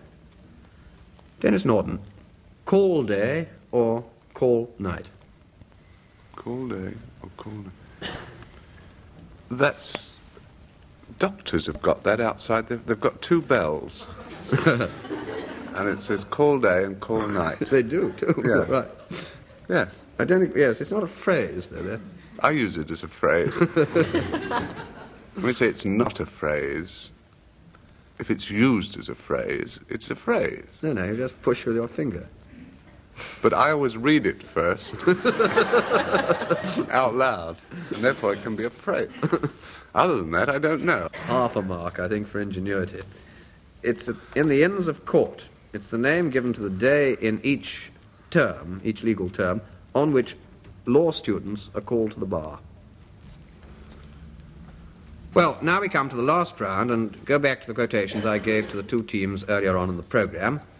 For 2 marks, Nancy Spain, can you give me the origin of your quotation, All Quiet on the Western Front? well, it's the title of a book by Remarque, Yes? And? Well, what was it about? What, the book? Oh, it's about World War One. Yes. Eric Maria Remarque, All Quiet on the Western Front, probably the best known of all the First War novels, I should think. Ends with that he fell on a day when so little happened that the communique read, "It was all quiet on the Western Front." 2 marks. Now, Dilys Powell, the origin of your quotation, "a little more than kin and less than kind." Shakespeare. Yes? Hamlet. Yes? Do you remember who he's talking to? Claudius. Yes. Claudius. Yes, fair enough, 2 marks. Well, now I ask Denis and Frank to give me their explanation of how these quotations came into being, and on this occasion, the marks will go to whichever unlikely explanation gets the longer and louder amount of applause from the audience here in the studio. So, back to Denis Norden with his quotation, "All quiet on the Western Front." Now, when I was about your age, I was stage-struck. I madly craved to become a sophisticated conjurer. I picked up a theatrical periodical and I saw an advertisement which read, "Open-air concert party on the south coast seeks sophisticated conjurer. Must look slightly satanic and fit tails chest 38. Now, this was me to a T, so I sat down, wrote away, and within 2 weeks, I was a fully performing member of the Giggles. Now, what do the words open-air concert party conjure up to you? Golden sands, girls in their summer dresses, children sun-tanned, laughing, seagulls wheeling overhead against a blue sky. That's what I pictured as well. Wasn't a bit like that. It rained every single day. To us on the stage, performing in this weather was absolute purgatory, with the rain pouring down. Our instrumentalist, whose name was Lola Lafuente, a song, a smile, and a piano accordion. She swept gaily onto the stage.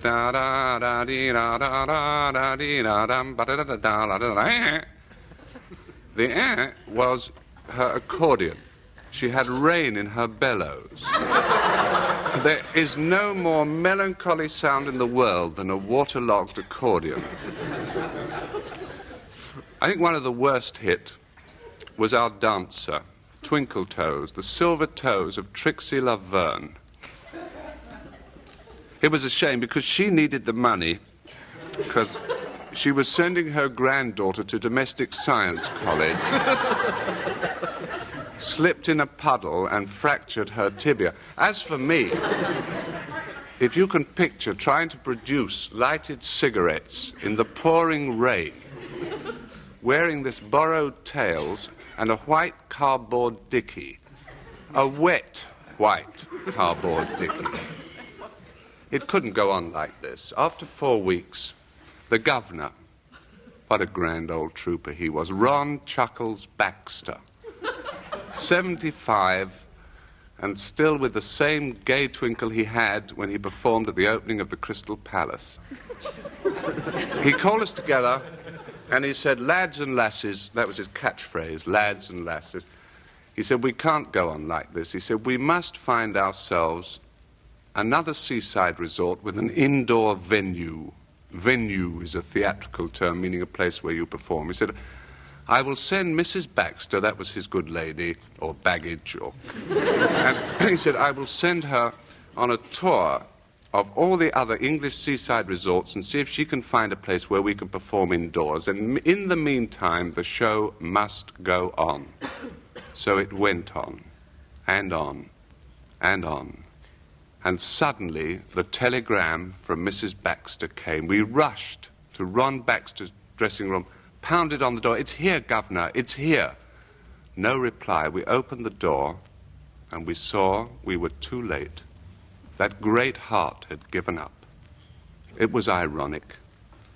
Could he have lived but one more day, he would have found that Mrs. Baxter had found us a venue, had found us a place on the Esplanade at Weston-super-Mare. Those were the words of the telegram, the words that mocked us. Hall acquired on the Western Front.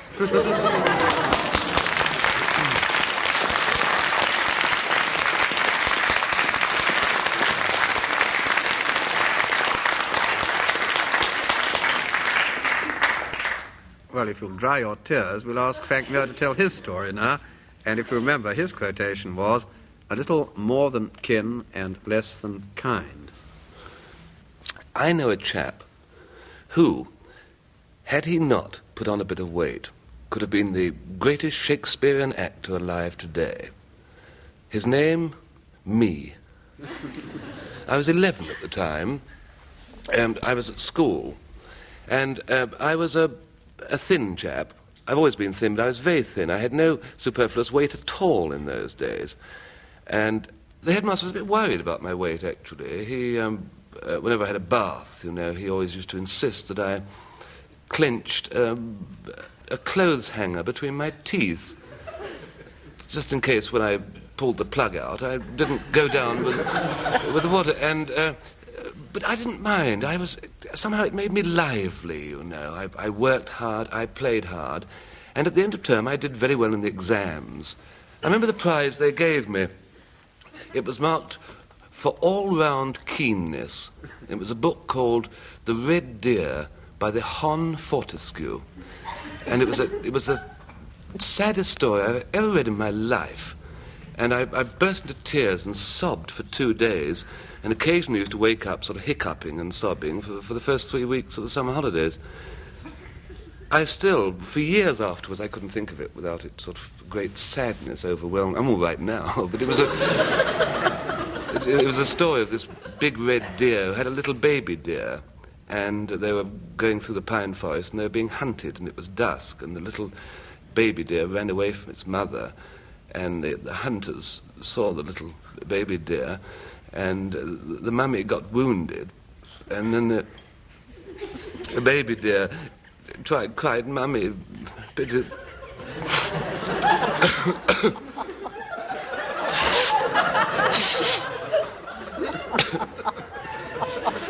I'm so sorry. A little bit of a cold coming on. I had the book for keenness, and also as a sort of prize, the headmaster cast me for the part of Hamlet, which the school play were doing in the winter term following. He cast me partly as a sort of secondary prize, and also because of my size and shape, I fitted the black tights he had. These were his pride and joy. They once belonged to Pavlova, and I was the only boy with my thin shanks that would fit these very small black ladies' tights. Why Pavlova wore black tights over, I can't think. And the following term, we started into rehearsing Hamlet. We took all term to rehearse it, but a funny change came over me. I started getting interested in food. Well, comes the day of the show, great excitement throughout the school. We go into the chemistry lab to change, you see, and I start pulling on Pavlova's ex-black tights, and I've grown too fat for them. All this eating, I couldn't get them on. I could get them up to the knees. I couldn't shift them at all. Luckily, the chaps helped. I mean, Wadham was a tower of strength. He was playing the king and hadn't even stuck his beard on. He was looking forward to sticking his beard on the whole term. But no, he helped. He ran up to the dorm and got his cricket bat oil. And I stood in the teak sink, and they got the blackboard duster and rubbed my legs down with cricket bat linseed oil. And we gradually eased the tights and slid them on. And I walked on my entrance with the king and the court. I walked on rather stiffly. It must have looked extraordinary, actually, as though something awfully sordid had happened. But I sort of walked on. And when it came to my line, I really got myself into the mood, and I said, "A little more than kin and less than kind," and went and sat on the stool.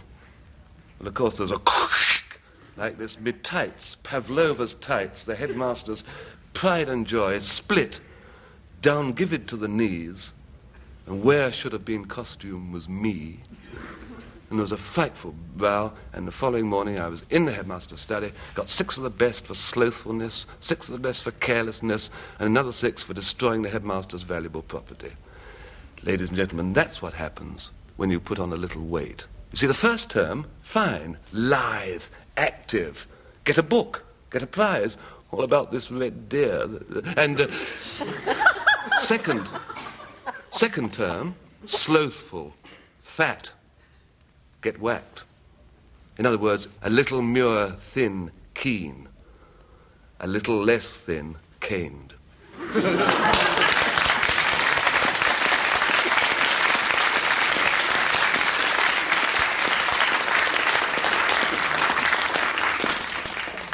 Well, I was double-crossed about 4 times over in that story.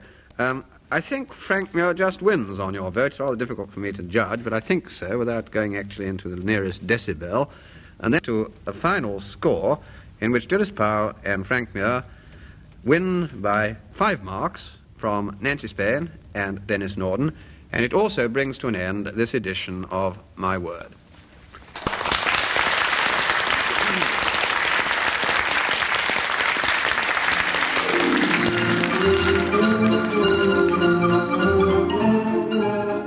In My Word, you heard Dilys Powell, Nancy Spain, Frank Muir and Denis Norden, introduced by Jack Longland. The program was devised by Tony Shryan and Edward J. Mason and presented by the BBC.